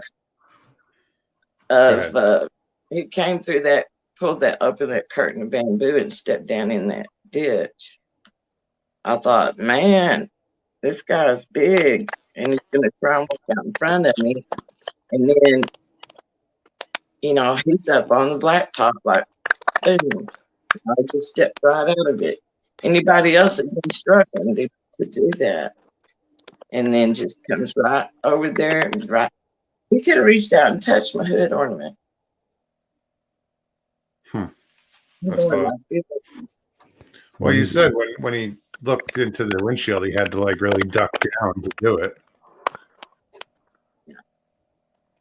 Yeah. That's tall. It is. I saw Shaquille O'Neal at the Cotton Gin in Alexandria, Louisiana in 1992. He was at college in LSU. I'm 6'5" in my boots. I'm a relatively tall person. And his gluteus maximus was like right here. And he's like 7'1", right?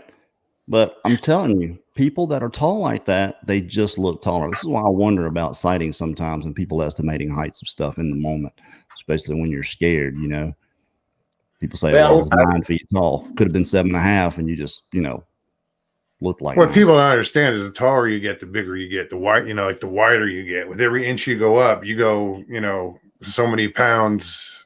Usually. I went to a wrestling match, and afterwards we went to the hotel, and Paul White was there, in the lobby, the Big Show. Mm-hmm. And that's just I mean, I'm 6'3" and walked up to him and was just like, "Holy shit!" And how you doing? Nice to meet you. And just walked away, so intimidated, like in awe of how big this guy was. Yeah, 500-pound dude.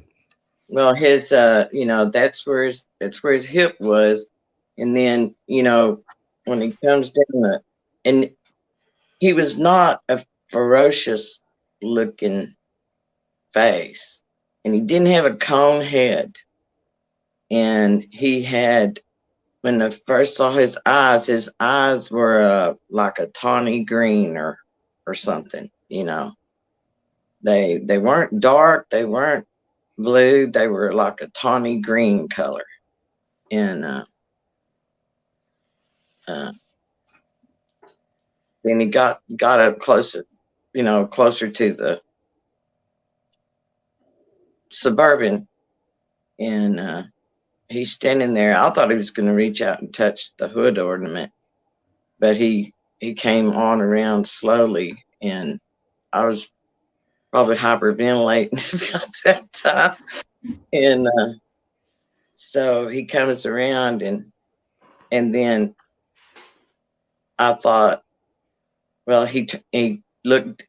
He had to bend down to look into the windshield for me. There was the visor and everything, but he had to bend down, and he was looking at me. And that's when his eyes, they did not laser out. They did not, explode. It was just a blip that one time, that simple blip. And Now, I you think thought, he just blinked? well, I don't know. I can't tell you. Okay. I saw the blue, and then I didn't. So I assumed it was his eyes. And then, later I thought, well, I wonder if he had a skin, an extra skin that went over his eyeball, to protect it. And it was a different color, So then he came on around. Well, that kind of blew my mind. And I thought, what would it take to bring this sucker down, And so I kind of looked in the back seat, my shotgun's not there, I had a 30-30 and 39mm, but I was going to go pick up my child from the store. I wasn't expecting anything like that. No one ever does. And so, Sorry. and when I had that thought, that's when I felt like everything was going bad, and I just felt paralyzed. And he hit the locks on the doors, and he threw his head back like he was amused at me, and he then he leaned down again toward the car door, and that's when he said to me in my head, the way I caught it was, if I wanted to, I could rip the door off of this car, and I could reach in there and get you and do whatever I wanted to with you. And he turned and went off in the dark. And it's not very nice. well, it came out a lot better than it could have. Sure. Oh, Well, absolutely. better You're talking about life-changing stuff. Oh, I'm sorry, Matt. No, just to say better her than me, right? Yeah, no doubt. No, I'd asked Russell if he needed somebody else, if somebody was leaving, and he sent me the link anyway. So here we go. Why not? Yeah, More why than not? that. You're talking about some Old-timers. serious life-changing stuff, though, Miss Kathy. Yeah. You're changed forever after that. Absolutely. Yes, What year was that? Kathy, what? 1994 or 5, something like that. Because my son was playing basketball his freshman and junior years. So Yeah, I was only 3 years old. what? You still wet behind the ears. I was a little older than that. Well, those old timers down there, when the first, I was like a puppy in a whatever shop, and I mean, all these big, beautiful trees and places to hunt, and we had squirrel and nice sized deer and everything down there, and I love the flowers and just even the floor of the forest was pretty in the clearings, and you could hear the little brooks running. There was a springs here and there, and I remember standing out on their front porch, and I could hear these knocks, and we was kind of like, "What was that? What do you think that was?" What? Oh, somebody's down there in the deer, lease down there in the deer lease, probably building a deer blind. It's always somebody, isn't it? I don't think that's what it was. I don't think that's what it was now. And So you get out there and you think you're being watched. I mean, I've done this since I was a kid, but you get out there and you think something's watching you, and you start being a little bit more cool, and you just kind of go to the house. That's what I'd always do. So BPD 1976, his name is Ben, was asking, was the face human looking? Now you said that the nose was human looking. That's the deal. I mean, it was big and it was fuzzy and everything, but it just seemed more human than it did gorilla-ish. It seemed more human, especially not having the pointed cone head. It didn't have a cone head. So Crow Creek is asking, could the interior lights have reflected the blue? Like, were the interior lights on at all? I don't remember. I don't remember. I'd have to. What I find interesting about all this, you talk about, if you think about this creature and the whole hybrid theory, and you hear the different reports: cone head, not a cone head, ape looking, human looking, just the just broad range of variance in this creature from one report to the next. It kind of lends a little bit of validity to this whole hybrid theory. Just, what part of the hybridness is more pronounced. It's just, I think about that sometimes, and of course, there's the different types theory too. That's another one to consider. How anybody? Well, considering everything that people have seen, right? It's not a cookie cutter experience. It's not the same thing every time. People are seeing some weird shit out there. From gugweeds to I heard recently somebody put gugweeds and something else in the dogman category, and I thought they were in the Bigfoot category. So it's like, it's a little getting confusing out there. Well, I just know that I have not seen, about the only thing that I had been exposed to at that time was something like, the Legend of Boggy Creek, and just maybe that other thing, In Search Of, or something like that. And that's all I'd ever. I thought, man, that's up there in Washington State. Who gives? I'm out here in the woods in East Texas. I don't have anything to worry about. In the 70s and the 80s, that was most people's exposure to it. The 80s, it got a little more commercialized, but I mean,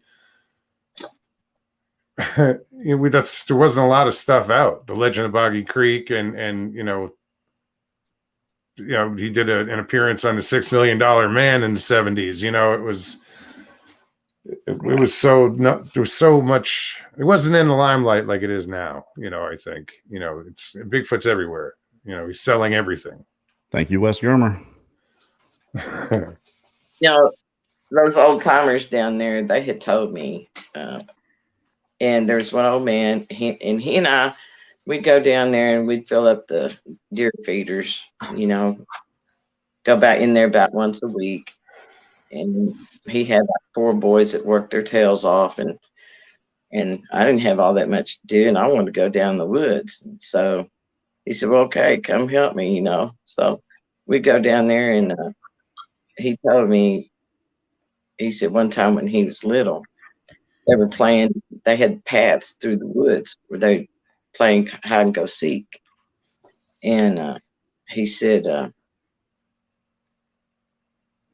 he had decided that he would lay down on the other side of a log. And he told me, he said, don't ever step over a log until you look over on the other side of the log, because that's where snakes like, lay up. He said, so I decided to lay down there by that log that laid across the middle of that path. And he said it was a big one and they'd have trouble getting me in hide and go seek. And he said, I heard all my brothers and sisters just over here and over there. He said, I didn't think they were ever going to find me. And he said, then I heard some footsteps coming toward me and they were running. He said, and the ground started pounding. And he said, I didn't know what it was. And he said that, well, he looked up and he saw these 2 hairy feet and the 2 hairy legs that stunk real bad went over him. And that was the last he saw of it, because he went the other way. Wow. He went the other way. And he told me that something that got a hold of the refrigerator on the back of their porch and tore it all to pieces. And but those folks down there, they'll tell you, and they told me, but, I just, I should have believed him. I should have believed him. Well, it's some of those things are hard to believe when until you have an experience. I wouldn't have believed it, just because I'd been in the woods so much. I'd hunted all kind of places and did not experience the things that I experienced in this one place until I went to this one place. And still, it had to be something else. It had to be something, I was explaining it away, being suspicious of people. And so, I think those are pretty good indicators right there. And who knows, maybe there were Sasquatch everywhere I went and they just weren't active and they were hiding. I want to see this clear picture. Did you send me that picture, Matt?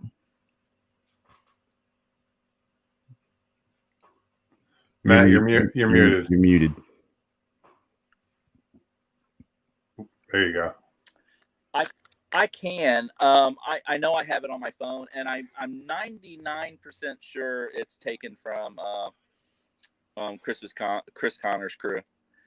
Because I remember I sent it to him. I said, hey, I just caught this in one of your videos, because I don't remember them showing it. But I tell you, it's creepy. It freaked me out. It was like, okay, they're there. And I haven't seen anything like it since.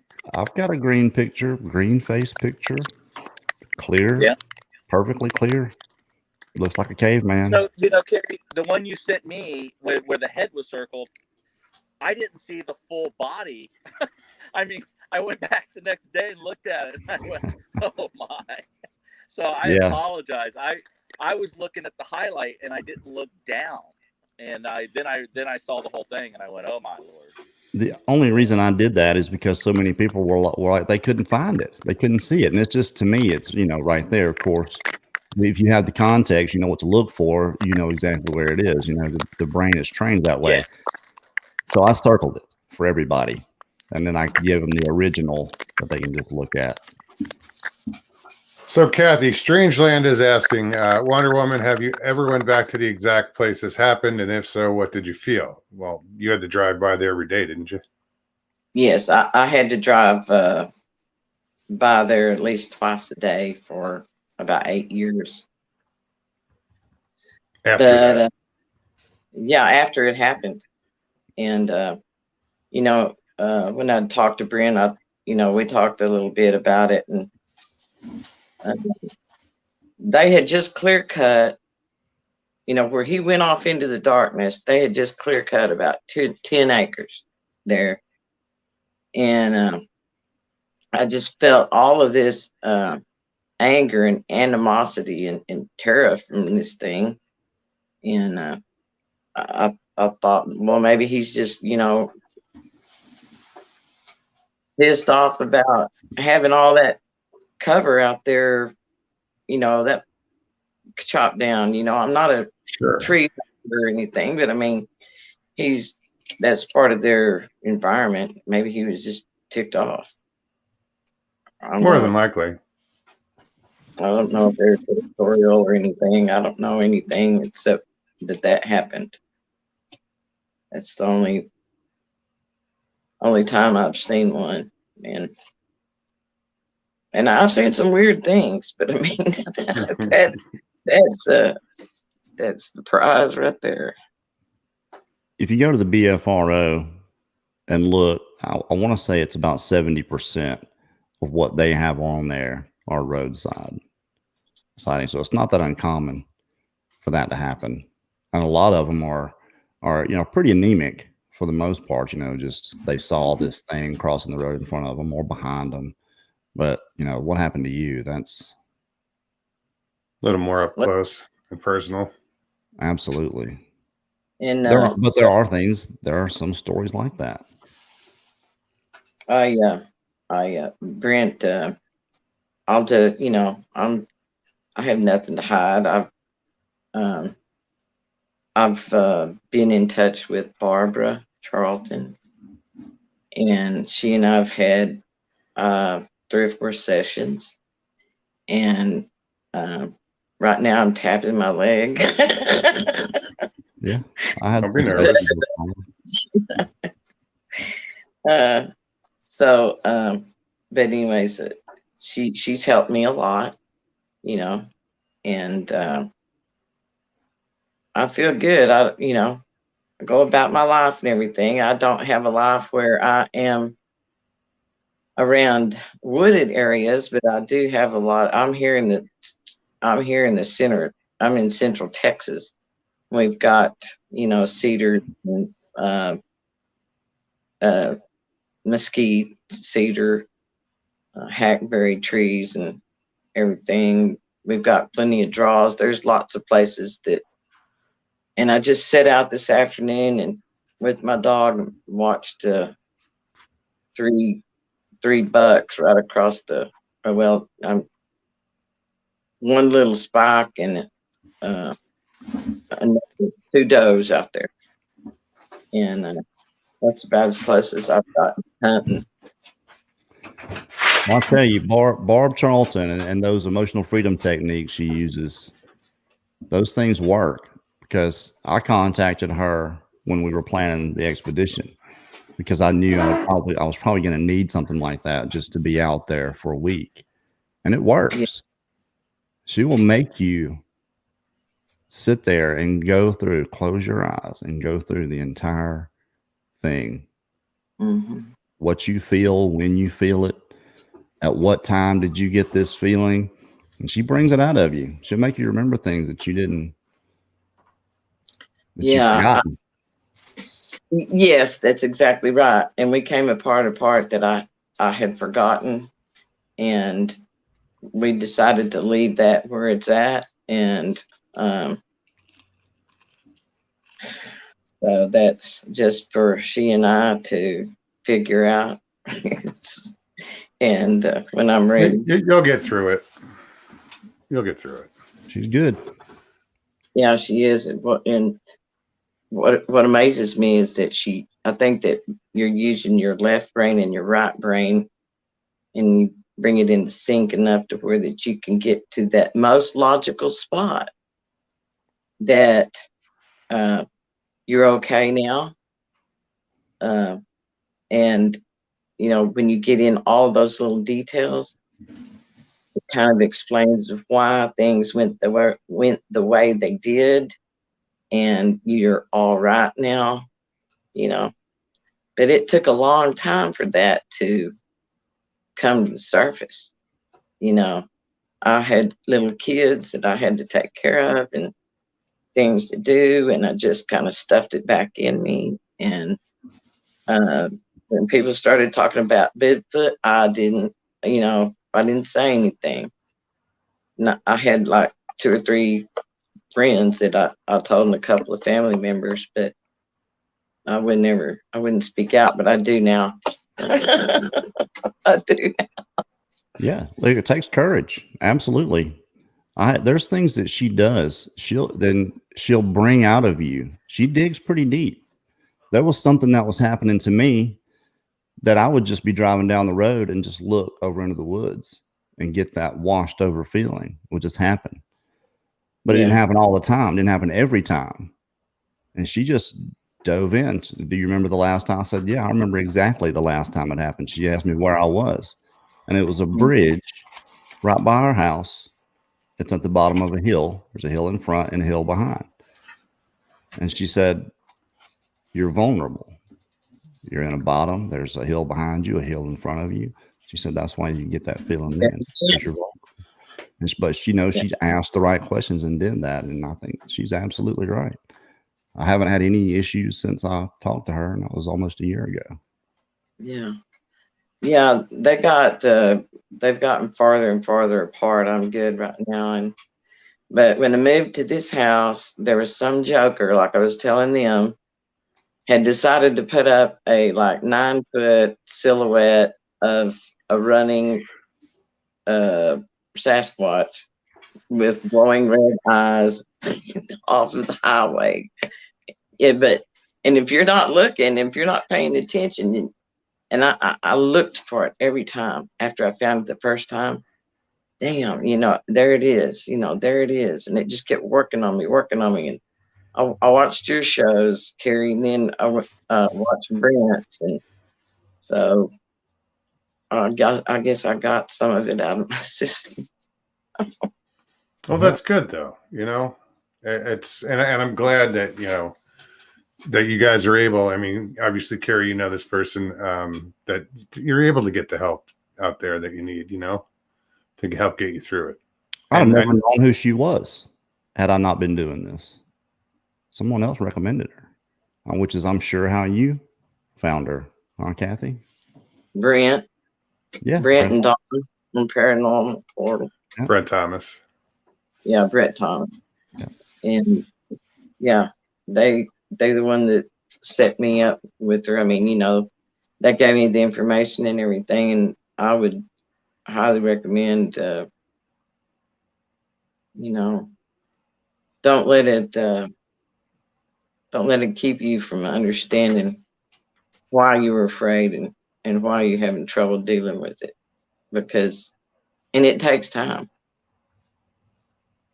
It takes time. Yeah, absolutely. It absolutely can, especially if it's been a long time between. And if anybody has that issue, you can, I'll send the information, email me or get with Russell.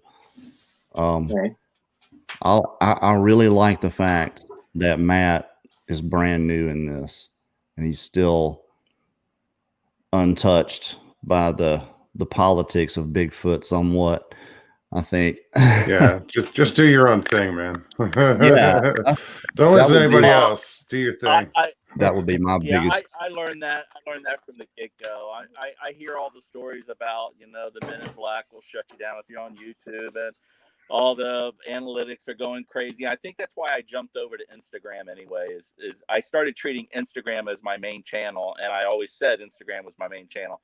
And the reason why is I can do the still photography on top of it, because that's what I am. I'm a still photographer first, moving into the video secondly. But thanks to Carrie and Bigfoot Odyssey, my YouTube channel is now picked up speed, and I'm actually now concentrating on it because I just couldn't. Funny how that works. Yeah, I would have a great video and I'd have 5 views, and I think my content's pretty good. I'm not showing a Bigfoot in every video. I don't think if you are, there's something wrong. If you got a Bigfoot in every video you go out, there's something's wrong. You know what, dude? It's a lot of it's word of mouth. You'll notice if you're putting out consistent and decent content, word of mouth will get around, and you will, by getting on Carrie's show, by getting on my show, by getting on anybody's show, the word gets out there and the phrase gets out there, and people will, start tuning in. It's this community is what it is. It's this community of people. It's pretty much the same people. And to me, it's a family. And if you've got something, you're genuine. You're not trying to pull the wool over anybody's eyes. You're showing what you got. And to me, that's what matters. The biggest thing I would say to you, Matt, is don't listen to anybody else. Man. That's it. Do your own thing. Yeah, I mean, take suggestions, sure. And Ben, no, she's not. She's not that. Barb Charlton is an emotional freedom techniques professional. It's like acupuncture without the needles. Pressure points. Sorry, Ben asked a question. I saw it on there. Oh, no worries. Thanks. Yeah, it's the. No, I was just thinking maybe we all need to have her number in quick dial. She's really good. She didn't charge me anything. I offered to pay her, and she wouldn't take any money. She said she wanted to help people like us. So she actually doesn't. She doesn't live that far from me. That's what I found astounding. So I think she's in Dallas, isn't she? Yes, sir. It's not like he lives up in Montana or anything, just a couple hours drive. We did a Zoom call, which I StreamYard is so much better. Yeah, I'm pretty fond of StreamYard. It works. StreamYard. It's browser based. You don't have to have any kind of special app or anything. You can just send a link to somebody that's got a computer and internet connection, and Chrome or Firefox or some. Yeah, it will work without Chrome, but Well, it's not as good. It kind of skips. I have sadness because my computer bit the dust. It hasn't been. That's why y'all haven't seen much of me. My computer. Wondering where you've been. Yeah, it crashed. I got the son-in-law got me this phone, and he's 7'3". Damn. Yeah, I know. And I need to get it. I need to get it fixed, but I can get on my phone here and do this. But that's the reason why y'all haven't seen me in a while. Well, I'm glad you're back. Yeah, Absolutely. I didn't have the COVID or anything like that. And I wondered about y'all, and like Brent, like Carrie said, it's a family. When you don't see hear from each other, you wonder, oh my gosh, what's happened? I've probably got some catching up to do with everybody also. It's always the same old stuff. Nothing new. We're waiting on Matt to bring us something new. Life happens. Matt's going to bring us the goods. He's in the place to do it. I can tell you. I've been in those woods. It may happen this weekend. I'm going back out. I'm trying to grab the guys again. Bigfoot Mafia investigators here in Florida. Good group of guys I went out with. They let me tag on with them. I did a little video with them, shot some B-roll for them. But I might go out with one or two of those guys, and you never know, but I'm 2 for 2 there. So see what happens. There's John Corbett Wildlife Area at Hungryland. If you can get in there, it's like $5. But that place is just insane. Now you might get messed with by wildlife officers if you have a camera. So I'd probably just hide my camera. I think Mark and Melanie's actually got run out of there a couple times with the camera and got hassled a lot. But that's where we had they were all around us. That's the first time I had smelled that smell, that odor of it's like nothing else. And it just hits you, and because it comes and goes. And you can hear them. We the second day we went in there, we heard them talking. And this is in the palmettos, the thickest stuff out there. It's across the canal. where they know that, you know, you can't get to them. But probably the second week into going out there is when we had one jump in the water by us, took off running and jumped in the water. It had to be a little guy because it wasn't 15 feet of thicket between us and the water. And he let us go by him. So D is asking, what kind of camera do you suggest, Carrie? For video, Canon. I'm a Canon person. I've got the XA20 and the XF405, but you're talking about $5,000 for the 405. The XA20 you probably get for about $1,500 now, though. They're pretty cheap. They were like $3,000 when they first came out, but they've gotten reasonable. I think your cell phone is good. Stabilization, because digital and digital interlace and artifacts happen so much. Frame rate, bit rate. If you're going to film at 60 frames per second, get a fast bit rate. We filmed Bigfoot Odyssey travel show at 29 frames per second, but I only use the 17 megabyte per second bit rate. It gives it that cinema look. You know, we're not out looking for Bigfoot. And Matt can probably attest to this, if you're out there doing that, you want a fast bit rate, you want to stabilize, and you want a fast shutter speed or a fast frame rate, what they call it. All it is just scanning. It scans left to right and it skips, and that's what interlace is those lines skip and it fills in the pixels in between.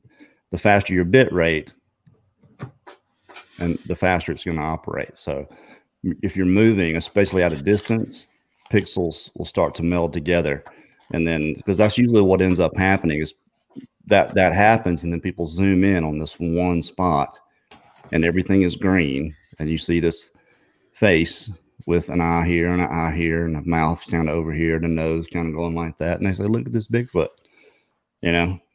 Okay, if you say so. Could be. It could be a Bigfoot, you know, but you know, my take is that if it looks like it could be pareidolia, it might as well be, even if it is real. And an image, even video, is not ever going to do it. It's never going to prove anything. It's good evidence to convince someone if it's good enough. But even then, you need a good story to go along with it. People need to know who you are. You know, there needs to be a narrative that people can trust you, that what you're showing them is what you got. And if you're just throwing an image up there on the internet for people to pick apart, that's exactly what they're going to do. Happens all the time. It's the way Bigfoot videos were 10 years ago on YouTube. You had Butchie Kid, who was out there in his gorilla suit, you know, but you knew he was parodying, you know, you knew it was a joke. And then you had these others that there was a title in there and there was no narrative, no story to go with it. That's the reason we started doing Bigfoot Odyssey and telling people's story, because that's the best evidence. You want to convince somebody, let them see your face when you're telling your story. Absolutely. All right. Yeah, no meat for the bread. Well, in my defense, there was a reason why I was kind of hiding my face and not putting myself in my videos. I was pretty much trying to stay incognito, and I didn't want it to be about me, because everybody else is talking 90% of the time, and you know, shooting their face, which I really don't want to see. And when they're walking, they're shooting the ground, and I don't want to see that either. Keep your camera up, put it on a stabilizer, and I don't need to see your face 99% of the video. That's just what I go by. And edit. You can cut little things. You can cut those spaces out of there. Show us the action. Those things. I got all right, Carla K. I will shut up. Thanks, Ben. Ben said, Mogs, your show comes through every time. Right on. Yeah, that's why I like doing live. I don't have to edit anything. I mean, when I first started off doing the videos, I was like, edit. Okay, what does this button do? What does this do? And I figured it out, but I like this. You don't have to edit anything. But I'll get out. I'll get out and start filming videos again. Ben says, "Carrie, you are unbiased with the woo or not?" 100% neutral. Have to be. I just listen to people's encounter, their story, and I believe they're experiencing. If anybody comes on our show, I believe that what they've seen, felt, and experienced is what they saw and felt and experienced. Absolutely. Right. But what is it? I don't think anybody's got that answer, really. We all just have speculations. I think Bigfoot gets blamed for a lot of paranormal things that really have nothing to do with Bigfoot. Could be the other way, though. It's like the cryptid, talk too much here. The cryptid scapegoat. So bad. I want to upset Carla.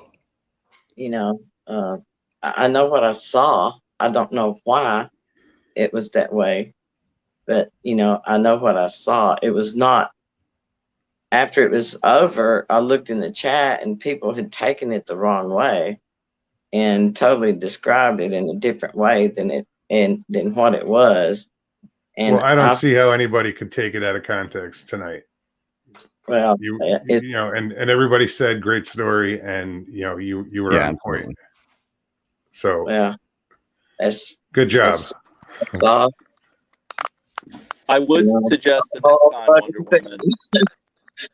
Huh? I would suggest the next time, instead of thinking what would it take to take this thing down, try singing "She'll Be Coming Around the Mountain When She Comes."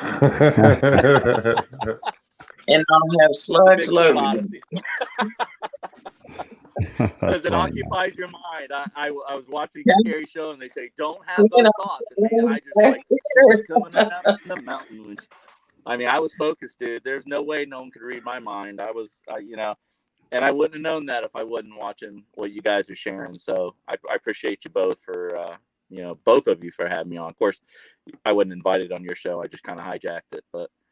No worries, man. I do that all the time. Everybody's invited. And that's what people are surprised about, that I'll just throw it out there. Like, anybody can come on. You don't have to have a story. I mean, just need to talk. Come on. Yeah. I just can't sleep. Can't what? I just can't sleep. I'm usually here, but I'm in the chat. And I think this is like the second time I've hijacked the link. No, that's perfect, man. Well, I wanted to talk to Miss Kathy about something. Miss Linda, I've got Linda on the brain. Well, now, you can ask crazy life. Anything you want to. Well, we'd love to have you on Bigfoot Odyssey for a late show. There you go. The late show, okay. And yeah, you don't want to come on a researcher's report. It's only an hour, and that's for Bigfoot researchers. Yeah, we're at almost 2 hours and 20 minutes here now. Yeah, Russell's he's going to have four. If this was our show, YouTube would put 400 commercials in it. They're killing us with that. Well, it's been, I told my encounter on December the 27th or 8th last year.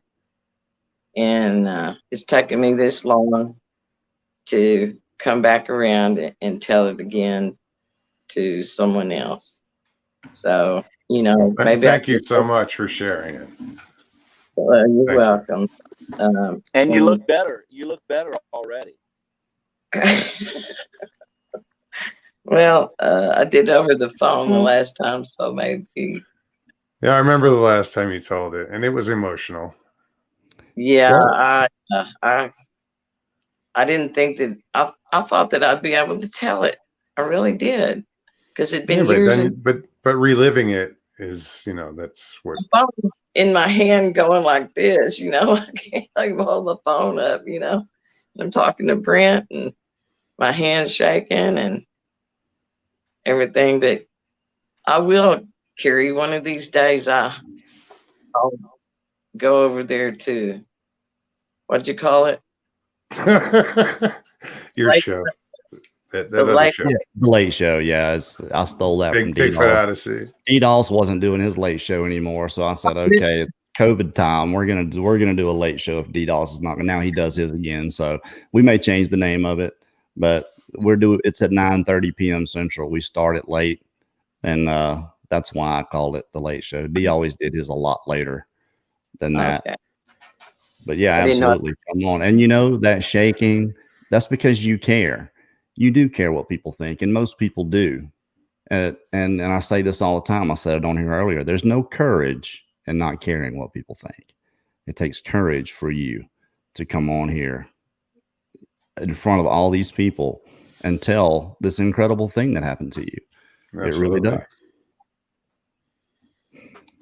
It's amazingly weightlifting. And that's one thing I would ask you. Uh-oh. You okay? He's all right.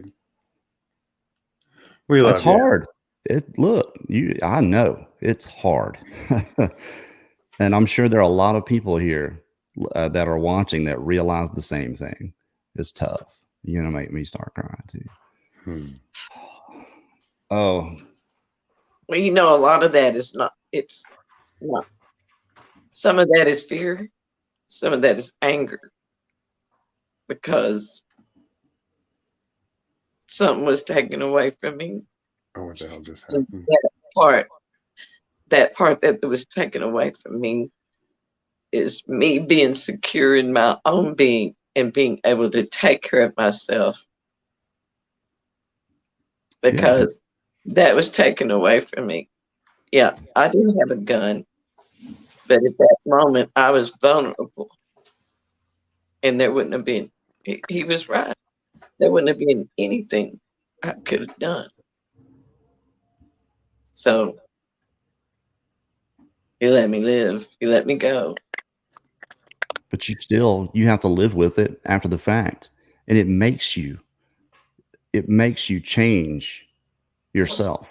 It makes you made me feel like I had to change myself. It gets inside, it breaks something in you because it's that hard to handle.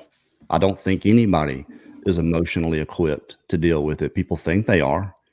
Yeah. But if you can just imagine walking through the woods and not knowing anything, and here's the boogeyman steps out on you.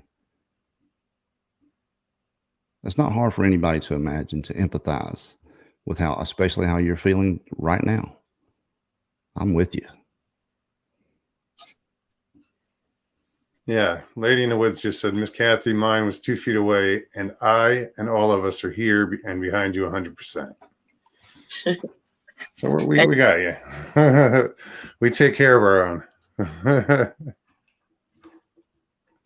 You can tell everybody here, they can tell you're telling the truth. For someone to come on camera and just completely and totally make something up like that, it's different, I think, when you on the phone or radio. You'd have to be a complete and total sociopath to pull it off. I don't think I've ever talked to on camera. Yeah, I don't think I've ever talked to anybody like that. Of course, I have a tendency to believe everybody. So I just Sucker. I know, right? I have talked to a few that I've questioned lack of detail, things like that, but that really doesn't mean anything either. Heck, I talked to Scott and I got lambasted for the way I treated him. But what I don't think people understand is Scott is a friend of mine. So it was a little bit different. And I guess I wasn't, thinking about that when I had him on the show, Scott Pace, because he just wasn't giving any detail. When I talked to him several times, there's all this detail and he's on the show. He's not giving it because he's nervous. So you really can't go by that whole not giving enough detail to try to discredit someone. Anybody that's a naysayer, and I'm not talking about skeptics. Skeptics is a good thing. Being skeptical is healthy. We need skeptics because they are the ones that hold our feet to the fire. People for the most part, do not know how to self-govern. They just can't do it. If there's not consequences, you know, the moral thing and the right thing to do kind of gets skipped over. Sure. I made this, I said this on the show last night. Go to Walmart. There are 10 shopping carts out in the middle of the parking lot. What's the right thing to do? To put it away. But people don't, because there's no consequences for that. So there are probably half the population, I don't know what the percentage is, of people that we don't know how to self-govern. So we need those skeptics holding people's feet to the fire. It makes evidence better. It keeps, you've been in those Facebook groups, every single picture, blurry blob squatcher, just looks like nothing. You just can't pick out and find anything in those pictures. Oh man, I'm gonna shut up. It's talking too much. No, actually, we're gonna probably end this here. Okay. It's we're almost 2.5 hours. So, Kathy, where's Mags?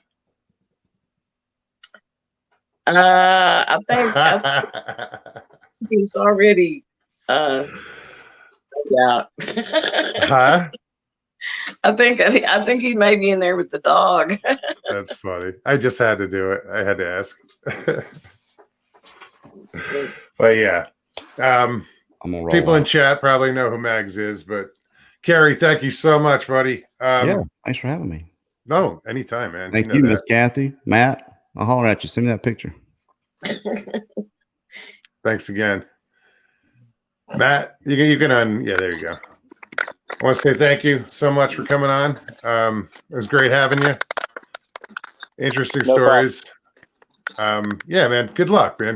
Keep doing you, and like what I and Carrie said, don't listen to what other people say. Just do your thing. You know, I think, and I said it before, that you know we're gonna find evidence. Evidence is gonna come out from somebody doing that, something unorthodox. You know, it's just people have been chasing their tails trying to find Bigfoot, or trying to prove it, and I think the proof is going to come out in some weird way. You know, it's not going to be the mainstream researcher that finds it. It's going to be something unusual, and it's just my idea on this. It's Lady in the Woods says, Mogian, please tell Miss Kathy she can call me anytime. So Who is this? huh? Oh, that was Lady in the Woods. Okay. D Sims. Yeah.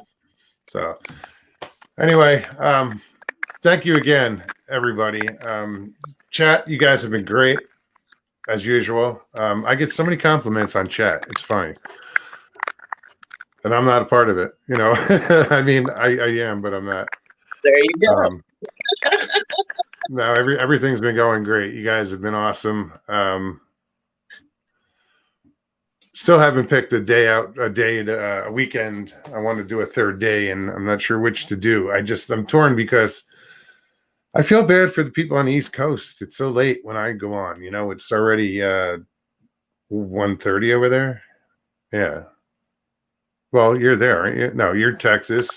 You're in Florida. So what time is it in Florida right now? 1:32 a.m. Yeah. See, that's late. You haven't given us a driving update. You were supposed to go driving a couple weeks ago. How'd that go? Good, man. I've been using work vehicle. They let me use their they have the slingshot, Polaris slingshot. I took that home a couple nights. It's awesome. You know, I'm getting back into this. I'm loving it. It's been so long, and you realize, you know, what I've been missing. And my dad just, as a matter of fact, you're in Florida. My dad is leaving tomorrow. He's going to Florida, and my sisters, and they're going to Orlando. But he left me he's got a Polaris Ranger 900 XP. It's 2016. It's a 2-seater or 3-seater, you know, little bench seat. But the thing gets me around, so I'll have wheels for the next 10 days. Yeah, you haven't been driving long enough, but the only bad thing is they don't have the 8 tracks anymore still in the cars. You probably discovered it. No. Sorry, man. Dude, I started driving back in '85, so They didn't have 8 tracks back then either. All right, guys, I'm going to say goodnight. Maybe I dated myself. A little bit. Well, thank you guys so much. Thank you, Russ, for letting me come on. Oh, my pleasure. Anytime, hon. You guys can check out Central Florida. What's your channel? Is it just Central Florida Bigfoot? Yes. Okay. Yeah, Central Florida Bigfoot on YouTube and Instagram is where I'm focusing now, and I'm hoping the YouTube takes over. So. Right on. All right, man. Well, thank you you again. I'll see you again soon. Take care. Excuse me. So, I'm so proud of you. That was a great job. Yeah. Well, I'm glad you came on. It wasn't as bad as it was the last time. It was a little emotional the last time. Well, but I don't, it's an emotional situation. I mean, it's hard to tell stories like that are that, have that much impact on your life or effect. I'm glad you got it out there. I am thrilled. I'm glad I did too. I think I've made really, really good progress with Barb and everything. And there was another part there that I didn't get to say when Kerry was on there. I told him, that fear, that feeling that had been taken away from me, what I felt had been taken away from me. That I was not control of my person and everything. And the other thing was fear and not being as innocent about, you always know that there's something out there, but to know that there's something like that out there is a whole other story. Yeah, that's a different type of knowing. Yeah, I could sit around a campfire and, I could camp and be out in the moonlight, and I love being in the moonlight. But it's, I'm more aware, I'm more self-aware of my surroundings. So Sure. I guess everybody should be anyway. Absolutely. And on that note, honey, thank you so much. And it's great to see you. I'm glad. It was lovely to meet you. We've never met. We've talked. But we haven't had a face to face. Yeah, I gotta come up there to Arizona so you can show me where all the arrowheads are at. Come on up. Now that it's not now that it's not, an oven. Yeah, no, it's still hot down in the valley, and it's been I think tomorrow is supposed to be 98 here. Okay. But all right, well, I'm going to say goodnight, and thank you so much, and I will see you in chat soon, I'm sure. Okay. All right, have a wonderful evening. Thank you. You too. All right. Bye-bye. Bye. Wow, guys, that turned into an awesome show, an awesomely long show, but that's fine. I want to thank everybody that showed up today in chat. You guys have been great. Thanks to my moderators. You guys always do a good job. And like I said, I have been getting compliments on chat. All I hear is how great chat is. So keep it up, guys. That's awesome. I'm thrilled that you guys are doing that. Such a good job. Stan, thanks, man. Well, guys, another one in the books. That was number 22? 22 live shows. That's pretty cool. So it is October 1st, and we got I think it'll be a little different in November once the clocks change. So I'll only have a 2-hour difference from the East Coast to here, because right now I'm on Pacific time. Come November 1st, I guess it's November 1st. They change the clocks. It'll only be 2-hour difference. I'll be on Mountain Time then, because we don't change our clocks. So yeah. Anyway, you guys, if you enjoyed the show tonight and you're new to it, subscribe, hit the like, share, show some love. Thanks again, guys. You guys have been awesome. I love you guys, and I'll see you soon. All right. Maybe I'll do something this weekend. I'm not guaranteeing it. Depends on how work goes, but you guys take care, and peace and God bless, guys.